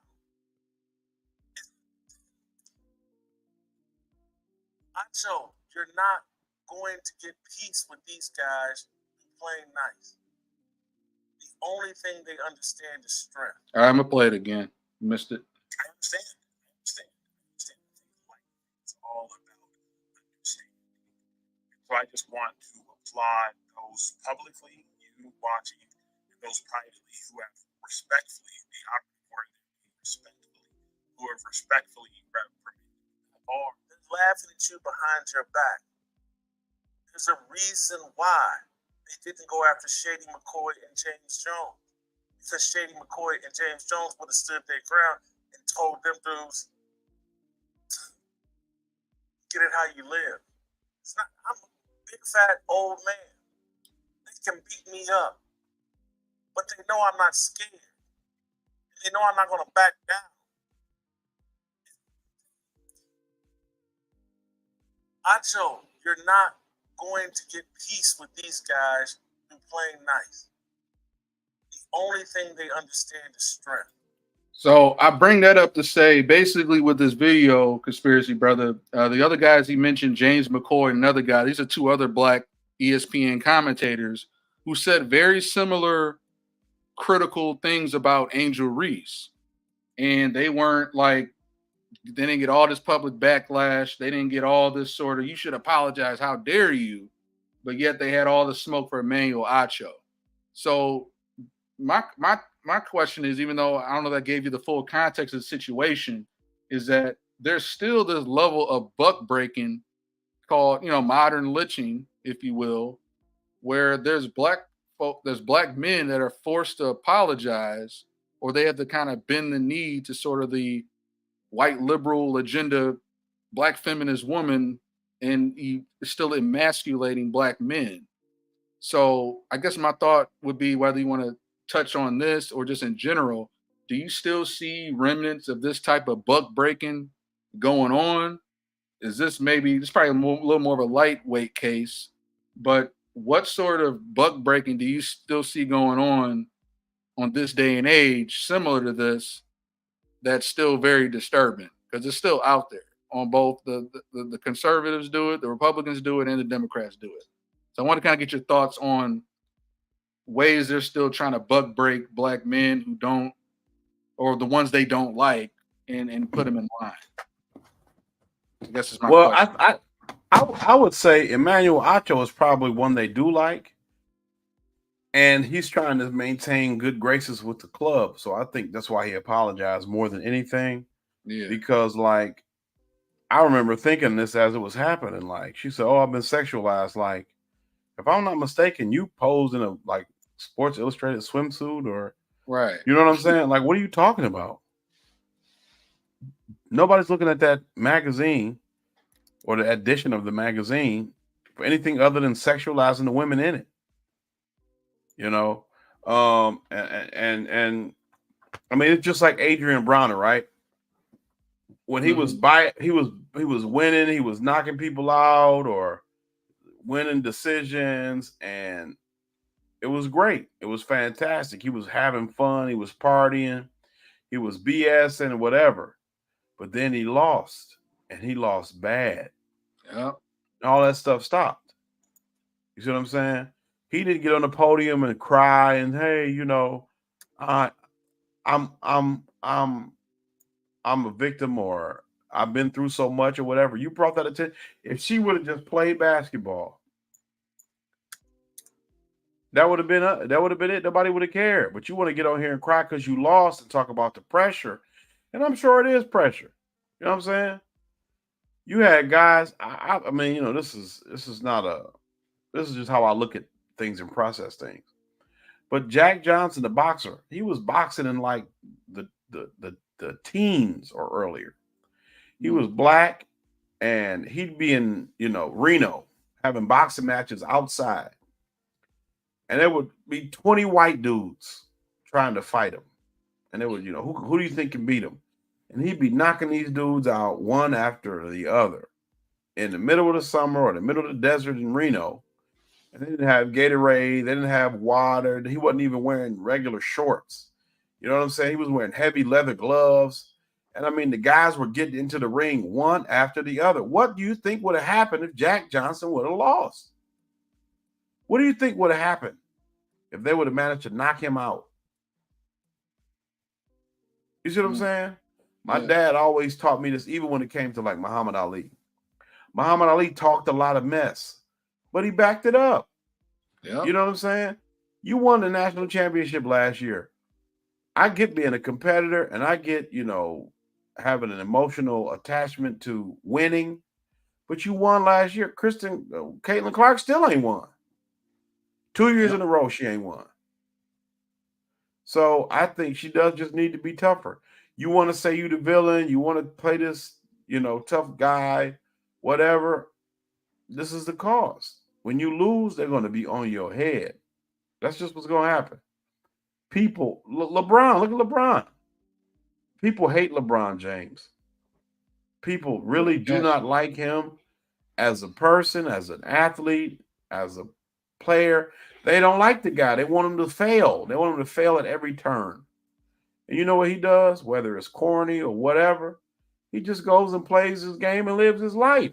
When they lose, like they're going to lose to the Nuggets this year, he's going to go back to the drawing board, man. Whatever he's going to try to do, they're going to lose again. But that's just what happens. You just got to take the L. You got to take the L and you got to move forward. So move forward to next season, and let's. There is a buck breaking though. But like I said, Emmanuel Acho has participated in his own ways to this system of buck breaking because he's like Nigerian or something. And so what you have a lot of times is people who aren't, native black Americans with a historical connection to this land, they have a different perspective on how things work and how they should feel and how we should feel. Yeah. And I think he said something about the fact that, he wasn't a slave. His people weren't slaves in this country. So it allows him the opportunity to think more clearly about things or whatever. It's just BS, man. It's BS. And he apologized because he wants to be in the club. He's not very remarkable for anything. Nobody thinks about him. Nobody cares what he says. But he wants to maintain good graces with the club. I said it. I couldn't put it any better. So, yep. So we gotta be careful for buck breaking. It's still a modern day form that we see in a lot of different ways. So we just gotta kind of be mindful of that. All right, y'all. This next clip. This is the YouTube video from Jimmy Dore. So we're gonna debunk that. Apparently, this Jew student got poked in the eye with an umbrella. Let me load this up real quick. Conspiracy brother, then you can set it up. Yeah, you want to set it up right now? Got the ads playing. Yeah, so I didn't get a chance to watch it yet, but apparently a student at Yale claimed that she got poked in the eye with like an umbrella or something. And so that's why these protests were a problem. And all that turned out to be a lie. All right. Jimmy's coming to LA pretty soon. Might have to go check the show. All right, here we go. Let's see what Jimmy's got to say on this development. This is Russell Dobular sitting in for Jimmy, who's performing in El Paso, Texas tonight. I'm joined by Ethan Weiss. Hello, Mr. Weiss. Hello. Talk about my second cousin. What is it? Well, she's not directly related to the story, but she published the story. She published the story. Yeah. So fortunately, this is interesting. I don't know what they did, but you couldn't Google this story anymore. But because I'm a free subscriber, I was able to find my email history. So they did a whole student protesters or Nazis thing in Barry Weiss's outlet, as you would expect. And so this was one of them. So before we get into this, let's talk about what a cry bully is. We're talking about, we do end of year awards, and we're talking about cell phone of the year category. So far, it's the end wokeness guy showing how fries went up 15 cents when they raised wages. That was an epic cell phone. And the Jewish woman who just went to show how the protesters were going to attack her and was promptly completely ignored and nobody cared. But I think we also have to add the Cry Bully of the Year award.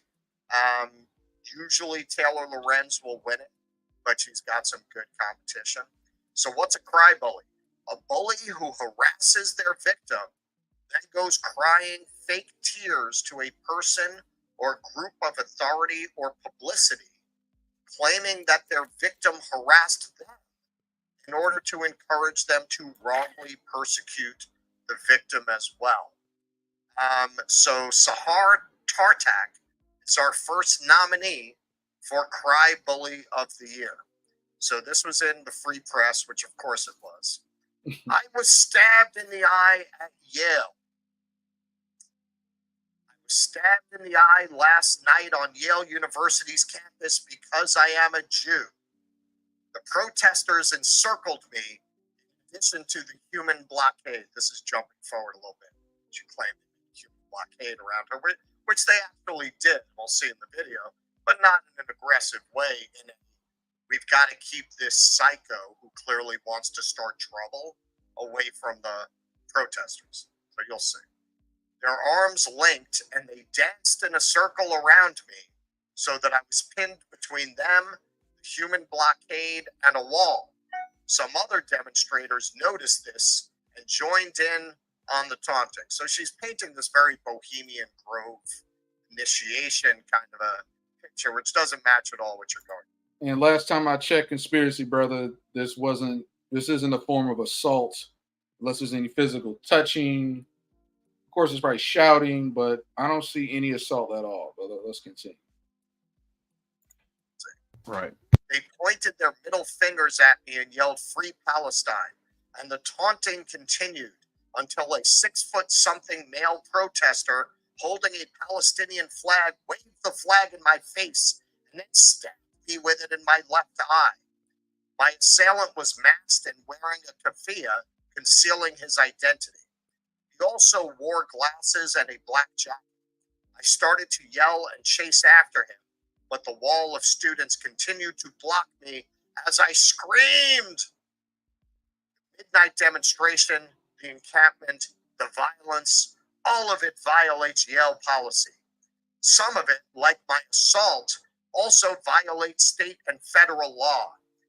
Nothing meaningful seems to happen in response. Given Yale's permissiveness, I had the sinking feeling that someone would get hurt. I just didn't expect it to be me. I felt pressure where the stick of the flag had hit my left eye and had a headache last night and much of today. I'm okay now, though. Thank God for that. I couldn't help but think of my mother, Shanaz, who grew up in Iran.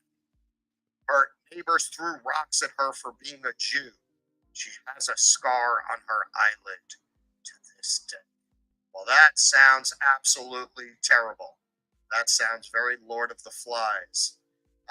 But as it turns out, there's video. There is video. This is from friend of show Matt Orfalea, who does some great videos. If you're not subscribed to his channel, you should. So let's go to the tape. Go back. I got a Show screenshot Matt that. Orfalea, who does some great videos. If you're not subscribed to his channel, you should. So let's go to the tape.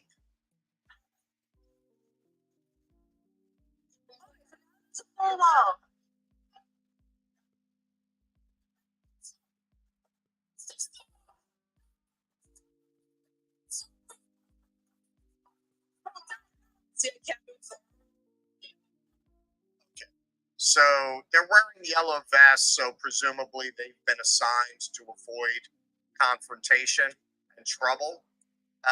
So given the behavior of this person and what she did, I think we could safely assume that her behavior, and we're going to see actually some of the pre-footage after this, her behavior indicated to them that she's looking to create an incident. So they were trying to avoid that by blocking her off from the protests. Anything, Keaton? Well, I mean, that's probably how it's unfolded, right? When the woman went to Yale and just stood there saying, "I'm not afraid," that didn't work. So maybe they felt they had to raise the stakes a little bit, right? Those vests means they probably assigned certain roles within the group to make sure that no shit gets done. Indeed, no shit did go down, other than what you made. Watch this. I mean, it's truly stunning. I couldn't believe it when I saw the video. I only watched it once, but I'm excited to see it again just to make sure that I saw it. It's amazing.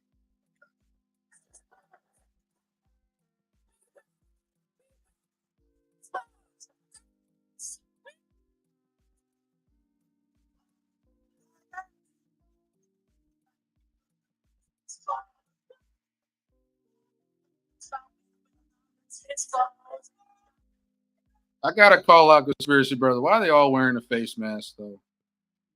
The left loves their face masks. Well, from what I heard, that they're Oh. wearing them to hide their identity.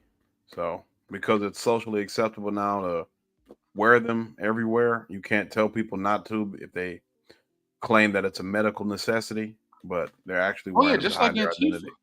Just like Antifa. So we could not, Right. know who we are. So I could harp on that a minute, but I'll let that go for now.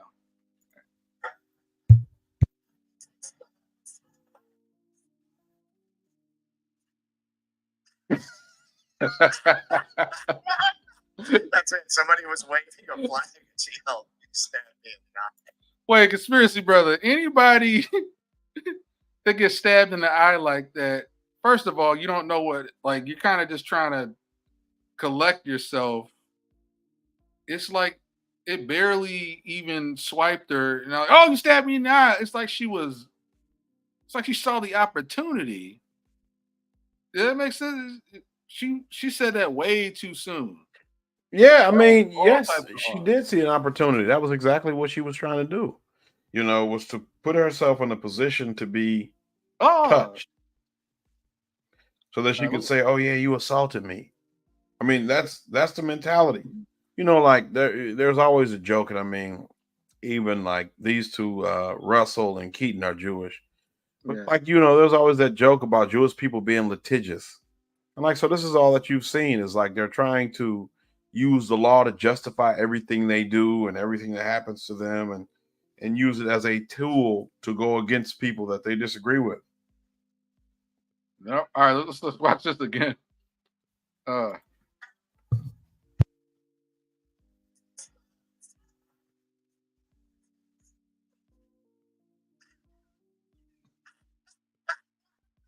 That's it. Somebody was waving a flag and she yelled, "You stabbed me in the eye." So at worst, and we can't even confirm this based on the video, but I guess it's safe enough to assume she yelled out, "You stabbed me." It's safe to assume he accidentally poked her in the eye as he was walking past her with the flag. Right. At least give that. It accidentally. That didn't look at all intentional. That was just All right. We will see. There was no mark. So this is her after this I've done incident. that like with an umbrella. Sometimes it's embarrassing. Sure. The guy's not even looking at her. He clearly is oblivious to her anyway. He's not moving with any intent. He's waving the flag around. So,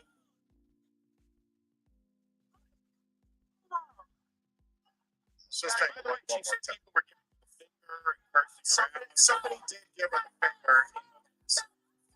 Like they're not really paying a lot of attention. The way she made it sound, it was like Lord of the Flies. Like they surrounded her and they're cursing her and giving her the middle finger. Somebody gave her the middle finger in passing as they're walking by. She's probably wearing some kind of Zionist. In fact, I think in the article she said she was wearing the Star of David or something. Is that in this video or in another one? What? No. It's it. No, you see it. Watch. See all my sense.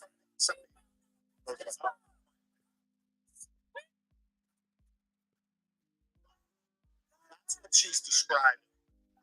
This mob surrounding her.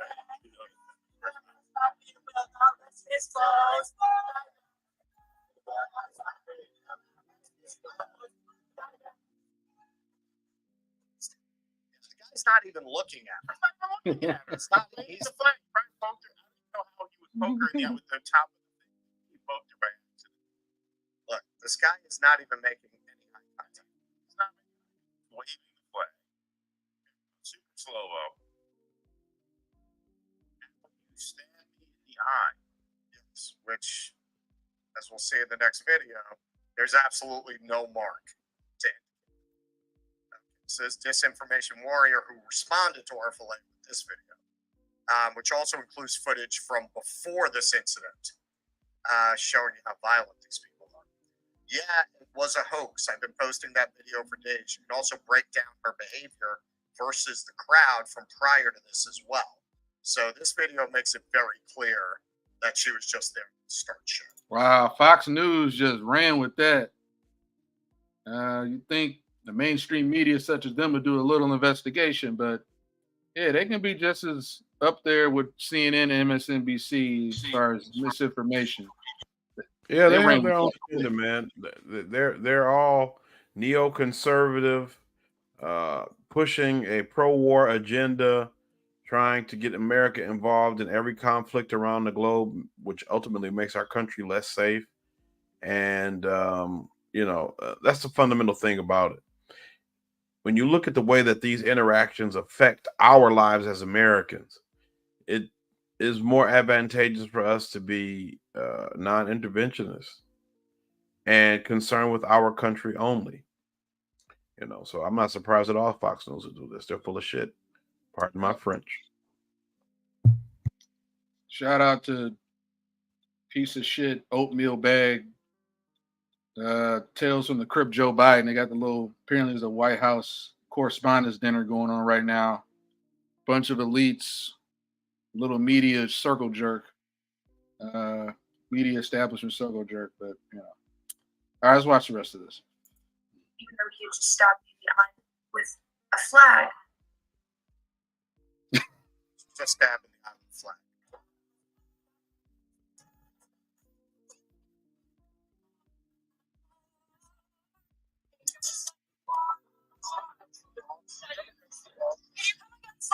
Come against the wall. There's a person against the wall.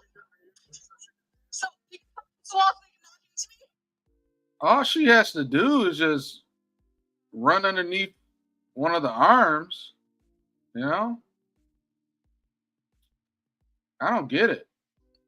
I mean, I know you don't want to touch them because then they'll claim the other side to claim assault, but you can slip underneath those arms.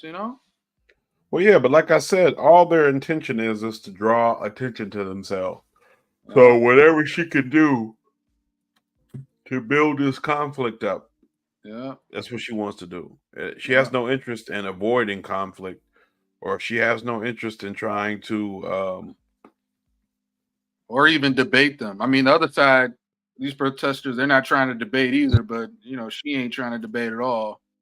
So it's just, we need a debate corner protest. Yeah, but we have for the last since Trump was elected, we have resorted to this idea that debate is useless, and when you've already stated a point or position, you don't owe anybody the opportunity to repeat that point or position or to justify it or anything. So, like I said, yep, we like our echo chambers. Yeah, on both sides. Yeah, I don't personally have a problem with the idea that Israel has the right to exist. My issue is they should exist as a partition or a partitionment of Germany. That's where Israel should be. Right. Germany is the people who caused you the issue. And so your country should exist within the borders of Germany.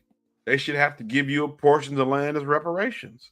But even if I was a supporter of the Israeli state as it exists today, I still have to accept that it's not the problem of the United States to get involved.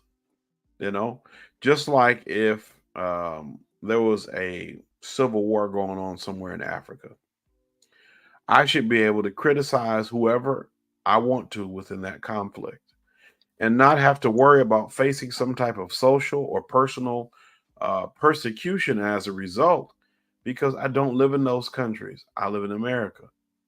All right, well said.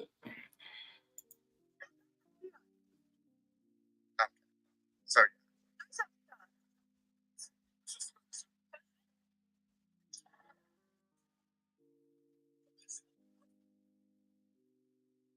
Notice how she's the only one being loud and aggressive, and the crowd is just singing submissively.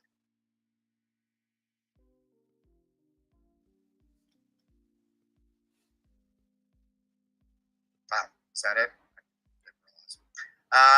Okay, so then she made the rounds on the media. The media loved this story, as you would expect.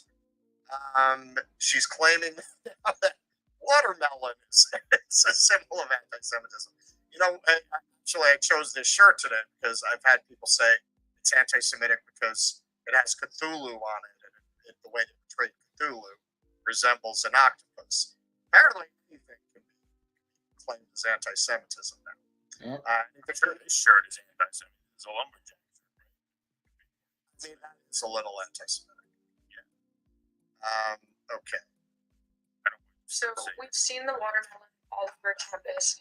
It's supposed to be a symbol basically against the Jewish people, and in favor, like all the other symbols that these students are using, in favor of violent, terroristic acts against Jews in the state of Israel as a form of liberation. I mean, these students have chanted, there is only one solution, intifada revolution, which is a direct reference to uprisings that included suicide bombs in Israel and killed civilians. After October 7th, they absolutely celebrated and, of course, justified these events en masse. Yeah, you know those students. I'm sorry, I just recognized one of them from class. Like, this is really, it's really painful to realize that your peers have joined the Nazi Party. One good eye. Very Realize personal what a for you. severe accusation that they stabbed me in the eye. A person who's been stabbed. First of all, you get stabbed. Your peers. It's a good chance you don't live. I mean, stabbed to the eye. Right. That's a very, very severe accusation. You got, looks like you may have, I don't even know this based on video. You may have been accidentally poked in the eye. Who wasn't even looking at you. As you saw in the video. It had nothing to do with you, even if that did. It was completely by accident. And this really shows you how comfortable these people are just completely making shit up, and how credulous the media is, desperate for a story like this. Because this story was everywhere. I saw it peripherally. I noticed it. There's no mark. There's no mark on it. You got stabbed in the eye. You don't even have a bandage over your eye. You don't have a scratch over your eye. So you, as a reporter, as a media person, you don't ask that question. You just take her at her word. Oh, you have absolutely no sign of injury, but you got stabbed in the eye. In the eye. Joined the Nazi Party. So she accuses her fellow students very personal for you. of joining the Nazi Party because she might have been a little bit grazed by someone waving a Palestinian flag. So this is Hex Hiker. I got injured rolling my eyes at this story. Front toward enemy. Good thing her eye is okay, because you know, if she needed a transplant in Israel, they'd give her a Palestinian eye.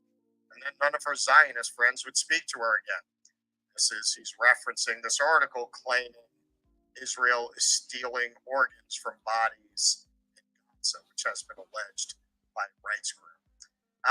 So these are the kinds of disgusting crybullies who are running around claiming that they're getting attacked for being Jewish. Meanwhile, you can find actually a lot of footage of Zionists saying the most offensive, horrific things. I filmed footage like that myself. I can show you footage of Jews talking gleefully to Palestinians about how they're going to wipe them out, how they're going to bomb them. I caught a guy saying, "Oh, bomb you! It's going to be huge." I've seen much more of that from that side than from the other side, because when you have the media, when you have the establishment against you like this, you're going to tend to be cautious about what you say at these protests. You're going to see a lot more of that from people who are confident that they're never going to be called out for it. We saw that working for Bernie Sanders. right? Most of the Right. Sanders people are very careful. know the establishment is with them. Right. So the same reason we're careful not to say inflammatory, overly provocative shit. The same reason we don't say that is the very reason they do say that. Exactly, because they know They have the media and the establishment on their side. I was at a protest about what, a week and a half ago, where this Israeli woman pulls over to the side of the road. She's driving, right? Free Gaza March. This woman's driving down the side of the road. She pulls over, blasts this Israeli music, pops up out of her sunroof, and starts calling the protesters cockroaches.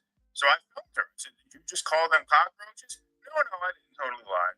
About 5 seconds. I said, "I saw you do it." She said, I forget exactly what she said, but she said, "You know what? We're not going anywhere, meaning Israel's not going anywhere. I care less." So she admitted to basically.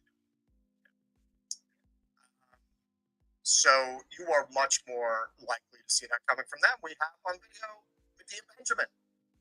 The woman says to her, "Oh, I hope you are raped and you are murdered. It's okay for you." Why is this not? Why are they not? Why is the media not pulling these clips and saying dangerous Zionists threaten safety of pro-Palestine protesters and Palestinian people, make Palestinian people feel unsafe? That would make that doesn't make you feel unsafe. I hope you're raped and murdered. We're not seeing that.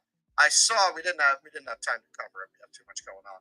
But some of the pro-Palestine protesters are now filing suit against Columbia University, and hopefully they will win that. That's one of the only recourses you have left in this country, and that doesn't always work either. Yeah, there was this guy who tweeted out. I have to find the tweet. I should have sent it to you, but there was so much going on. Basically, a lawyer basically offering to represent kids on these campuses, if they want to sue, which is good. I mean, Murray at University of Austin, they definitely have grounds from that footage. Oh, yeah. Hey, come see us do a live show in El Paso, Texas, San Antonio, Denver, Colorado, Los Angeles, California, May 19th at the Zephyr Theater. That's a panel show with video. Ashland, Virginia, Athens, Georgia, Rutherford, New Jersey, Minneapolis. All right. So debunked. Stabbed in the eye, Zionist student debunked. Skip seriously, brother. Anything before we move on to the next topic? Pretty much laid it all out. Yeah, I mean, the media wants, like you said, uncritically, but I mean, the media is just stenographers for power. So whatever power recommends or demands or requests, they do it, because the media is not interested in finding truth. They're interested in creating narratives. Yep. And so, yeah. What are you about to say? I was just saying that's why we're in this situation, and they're so deeply behind Israel. I mean, it really, it makes no sense in a sane and normal functioning world. Yeah. All right. Next up, we got this Civil War movie. So I got a few things to say on this. I had the unfortunate pleasure to go in to see this movie in the theater, and I highly regret it. It's 2 hours of my life I'm never getting back. This comes from the studio A24. They're really kind of indie, edgy, movie studio. I actually used to enjoy some of their movies. They had a movie called Minari, came out a little while back, about this Asian American, I think immigrant or second generation American family struggle to, start a farm and a business, kind of had an entrepreneurial message to it. It was pretty apolitical, and I could do apolitical, I can do certain extremes of political films, but you could see the ratings are starting to really kind of show. And there was a lot of basically, once again, I know I have my own bias, and Conspiracy Brother, you could kind of give me your thoughts on, what you heard about the movie. I know you've seen it, but to be honest, let's just be real. they try to prop it up. A lot of these mainstream outlets like the Guardian and New York Times, and oh my God, oh, this is so great. But end of the day, it was a revenge fantasy of assassinating Trump. It was this revenge movie salivating of killing Donald Trump. And I point that out for a couple reasons. One, they set up the movie like, Marriage Civil War, all these states that formed different alliances. And you hear a little bit about this one scene of who the president is and all this evil stuff he's done. And then we don't see him for the rest of the movie. We follow this group of like journalists. So they're already propping up the journalists as these heroes. Like, oh, this president is serving a third term. He did an airstrike on U.S. citizens. They massacred an entire group of Antifa people. And the whole movie, they're driving to the DC. DC is like this sort of walled off area now where they got the president kind of hold off. And now they want to drive to the DC to interview the president. And there's there's different forces, Western forces trying to, take back the different states and take back the White House. And literally, I'm not going to try and spoil the whole movie, but, basically they end up trying to rush the White House J6 style, so there's like some weird poetic justice from the left that they have on that. And like I said, I'm not going to spoil it all. I don't know if you want to see it at all. I want to recommend it, but I think at the end of the day, I mean, do you care about spoil it, Conspiracy Brother? I don't know if you're going to go see this. No, I probably won't see it. So go right ahead. All right. Well, spoiler alert, but I'm doing anybody who thought about watching this movie a favor. Basically, they get in there, and once again, we haven't seen the president since the first scene. And basically, they run in there, guns blazing, shoot everybody. There's like one of his aides says, "I'm here to negotiate the surrender of the president." They shoot her anyway. They got the journalists going in there with cameras, like right behind the soldiers, taking pictures. The journalists we don't care about, and one of the main journalist characters gets shot, and the other journalists don't even care. They walk right past her. And there's just there's a layer of evil behind. They go in there and just kill the president. They go in there, oh, I just need a quote. And he says, "Don't kill me." They kill him anyway. And if anything, you need to show of a story, you need to show layers of different characters, the good and the bad characters, their sides, to make them hate them even more or to like a character more. All these characters had no likability. The supposed heroes, there wasn't enough likability to really care about them. And then even the bad president, the evil president, there wasn't even enough of him. There was nothing of him throughout the entire movie to hate him more. Let's see some of his acts. Yeah, we heard about all this bad stuff he did, but we don't get any scenes of the president, all the evil stuff he's doing, thing to make us hate him even more, to even make him dying at the end satisfying. So we don't even get that. So now I feel nothing for these journalists they prop up as heroes, which is very creepy, dystopian. But now this president who at the beginning of the film, you front load, he's bad, bad, bad. I don't even get scenes of him being evil and doing bad things to where when he gets killed, I don't even feel satisfied. And you can just kind of tell there's just a lot of this sort of touches where they're really talking about Trump. They're trying to say it's apolitical, but this is their revenge fantasy about if Trump gets back in office. And I'll tell you this, as much as I hate Biden and the Democrats, and I may never vote Democrat again unless they have a huge overhaul, I don't fantasize about Biden getting assassinated. I don't want anybody to go and kill Joe Biden because that doesn't make us any better than they are. I would love Joe Biden to rot in prison for the rest of his life. Jail up Fauci, Biden, and all the other Hillary Clinton and Obama. They need to rot in jail. But I'm not salivating at the chance to shoot them, shoot them all and kill them all, firing squad. It sounds nice, but no, they need to get jail. So I think Civil War was just this complete circle jerk fantasy for the left. And Conspiracy Brother, I know I kind of went on a rant there, but feel free to give me your thoughts because I don't think anybody, there's no unity to where maybe they learn from each other. You know what? I was going to kill you, but I'm better than you are, Mr. President. And they takes their hand and they come out together in unity. Like that was what old Hollywood was. Instead, this was just a free for all. Just shoot him up. Let's kill the bad guy because we said he's a bad guy. But conspiracy brother, feel free if you want to, I guess, give your thoughts. I know I threw a lot at you.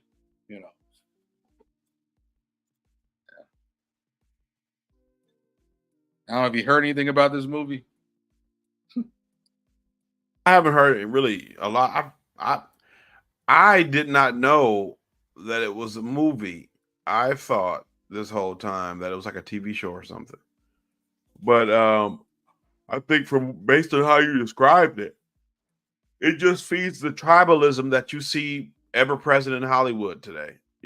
This need for people of various backgrounds and groups to separate themselves from each other. And so this appears to be something that, I don't know, that liberals can try to get behind as some kind of rallying point, and with the potential of another Trump presidency, but it's all just silliness. You know what I'm saying? The whole concept. I mean, I think part of it is it wants to fan the flames. I think some people would like nothing more than for the national sentiment to be such that a civil war seems inevitable. But also, I think, it wants to capitalize on the fragility or frailty of the American left, and how many of those people feel afraid, and they want to try to do things that capitalize on that fear. So, yeah, and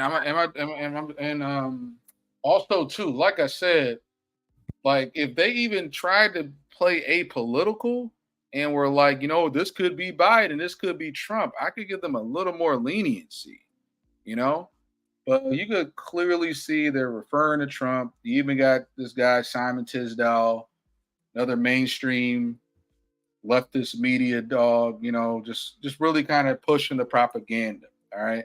Now here's my other concern. We talked about book breaking a little earlier, all right? And once again, we know it's America. America has racist tendencies. We know there's still pockets of racism that exist, both systemic and, of course, the backwoods of Georgia, whatever.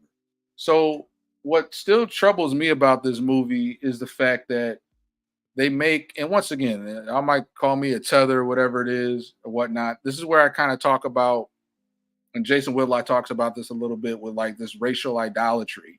And what a lot of people, there's nothing wrong with like Black pride. There's nothing wrong with being proud of who we are, where we came from. All right. But at the same time, when we let that racial idolatry go too far, is where we end up becoming a pawn for the white liberal and also the white conservative agenda. We see it on both sides. And I'm going to break that down because you got things like here where the typical white redneck guy is like playing the villain that's shooting random people. He's shooting the minority characters in the film. And then at the end of the movie, you got this, when they do the storm of the White House I was talking about, they put this sort of these soldiers are storming the White House with the photographers. And then there's this random Black woman who's like this sort of Black feminist woman king who's leading the unit. And they go in, they capture the Oval Office, and they shoot the president. She's smiling and shoots the president and leaning over the dead president's body. Now, a lot of people are like, yeah, Black girl magic, kill Whitey. Hey, I get it. Yeah, I just got your message, conspiracy brother. But I say that to say that there's something disturbing about that because you got Joy Reid just on MSNBC the other day talking about, what was great about this is that Letitia Wright and Fani Willis, they're Black women. They're part of DEI, and they're the one that's taking down Trump. Who doesn't like that? So you got Joy Reid kind of cheerleading this Black girl magic that's controlled by white liberal puppet masters. And we just get so like, yeah, girl, go get him, get Trump. And you don't realize you're just part of the white liberal agenda. They don't care about you. They're not putting any money toward reparations or improving our neighborhoods or giving us entitlements that they're giving to the foreigners. But you're playing into, like, they give you, you get anointed, you become this plant, and you really think you're hot shit. And that's kind of the problem I see with not only with this movie kind of expounding upon that, is that you're getting high off your own supply, this white liberal agenda machine, and also, that they're propping you up, and basically you're the useful idiot that's pushing that. And my other problem with racial idolatry in some ways is that we're making excuses for other black people that are doing wrong, corruption, whether it's Diddy, whether it's like Deion Sanders. There's a lot of things that Deion has done where we need to hold our people out of tough love accountable, and not just say, oh, because he's black and we criticize him, oh, you trying to tear a black man down. Like, no, you are being used for their agenda through this. So that was my issue with the movie, as far as like they put this black feminist, white woman, black feminist woman king character in charge of storming the White House, shooting Trump, and the only black man in the film, Conspiracy Brother. And once again, shoot me a message about how many minutes you got left so I can know when to wrap. But basically, the only other black man in this Civil War movie film, he's old, fat, weighs like 300 pounds. He kind of has a background role. He's not really given much of anything to sort of work with, and he ends up dying anyway. But he's kind of given the back seat and not kind of emasculated throughout the film, to be honest. They dismiss him. So you see a lot of that in the propaganda with the white liberal agenda, where they're propping up the black feminist, maybe LGBTQ woman, and then they're emasculating the black man. And we saw that in this movie as well. So, yeah, Conspiracy Brother, you let me know how much time you got left. I wanted to kind of just harp on that a bit, but if we got time for one more topic, let me know. But that's all I got. If you wanted to add anything else.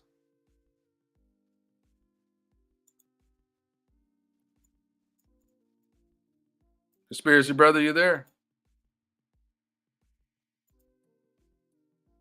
Okay, I think we may have lost Conspiracy Brother. No, I'm here. Sorry. Right. Yeah. I'm here. Yeah, but repeat that last question you gave me. My head, I had to change my headphones off. It's like the audio was breaking up. What's the last thing you heard me say? It was kind of breaking up a lot. My headphones were going in and out. I had to take them off. I don't know if I need to charge them or what. Okay. I would just say, long story short, the Civil War movie, there's been plenty of left wing propaganda as well, right wing as well, but this movie not only demasculates the only black male character in the movie, but you see them continue to prop up the butch, black feminist, lesbian sort of character into this sort of, and they're really they're at the hands of the white liberal puppet master to emasculate the black man, and then be like, you're our trumpeted hero, just like a Fonnie Willis or a Letitia James. Just like they're doing in real life, they're doing it here in the movie too. Right. Well, just like, because you said that about like Joy Ann Reid or whatever. Just like in real life, those women are paying consequences, because ultimately, after they have outlived their usefulness for whoever is using them as tools, they're just getting cast aside. So, there's this projection, this idea, and a lot of that has to do with the whole election process coming up. So they think if we hype up black women, maybe we can win the White House again. Yep. Because, they like to say that the black woman is the backbone of the Democratic Party, and, somehow black women have say over how the black community votes or whatever. But I mean, yeah, because it's their back that they're tramping all over. You're laying on your back. No, that you're laying down and they walking all over your back, walk over you to get what they want. That's the backbone. Right. So, but some people like to be tools, man. Some people like to be tools. They like to have, if they can have some, a bit of limelight and a bit of importance, no matter how inconsequential it may be, at the end of the day, that's what they'll do. But yeah, I mean, there's this need to project BS in order to perpetuate more BS. And that's all. I mean, based on what you said about it, I don't really see a lot of movies. So, I haven't even really seen any trailers for this though. But I mean, yeah, the trailer man. didn't look bad. I'll give that to him, Yeah. But, it had a little interesting sort of action here and there, but story all over the place. Ain't really Yeah. there. You don't care for the characters. And again, it's just Right. a stupid movie. Yeah. But yeah, there's a lot. It's election year. Things are ramping up, and this is what they do. You got the neocon Israel propaganda, and we got the left wing propaganda right here as well. So pick your poison, people. Pick your poison. Right. So And it conspiracy is brother, what you got to get going. How you doing on time? Yeah, it's we are almost at the 2.5 hour mark. It's about 2 hours and 24 minutes. So yeah, I think we can wrap it up. I know we have a lot more stuff, but I think All good. I think the couple of technical difficulties that happened in the beginning kind of and then we just kind of went into a lot of detail with the first few topics, which I don't think is a problem. I think, going with the flow of the conversation, that's what happened. But yeah. What had happened was, Right. yeah, all good, all good. I think end of the day, we bring in what topics we can. We let things breathe. We're not like a daily show, so it's good to kind of get some of these topics, even though they're a little lukewarm by the time we get to some of them. But we have more perspective. We have like maybe more information came out, so we're not just up and reacting to everything that moves. So I kind of like the pace we got going on, and yeah. So yeah, we could probably just call it. This has once again been conspiracy. I'm conservative brother here with conspiracy brother. We're gonna have more topics. Actually, I know there's some topics we can kind of talk on. We're gonna try and touch on. I know there's a Guardian article you had shared, conspiracy brother, as far as gender identity services. I got another article on this trans inclusive language that I got sent. Somebody from work sent me, and I'm like, man, I don't want to say nothing. I'm gonna get castrated, but and then the federal judge recently ruled that illegal migrants can own guns. I don't think we had a chance to chop it up on that. Right. You also sent a couple articles related to kind of the ESG, World Economic Forum agenda, how they're really pushing us into that you will own nothing and be happy box. So we got a few of those articles we'll pop in on. Then finally we got to talk about squatters epidemics taking over, and then we're gonna touch on Black Chicago residents. They're wearing MAGA hats. They're showing up and yelling at town hall. They're trying to recall Mayor Brandon Johnson. So a lot going on. We could touch on that next time, but I wanted to at least give those listening a taste. Those some things we want to at least address, and then some things we could try and hit on next time. So a lot going on. A lot going on. Definitely. Yep. All right. That's it, y'all. Catch you next time. All right. Thanks for joining us. Yep. Peace. Peace.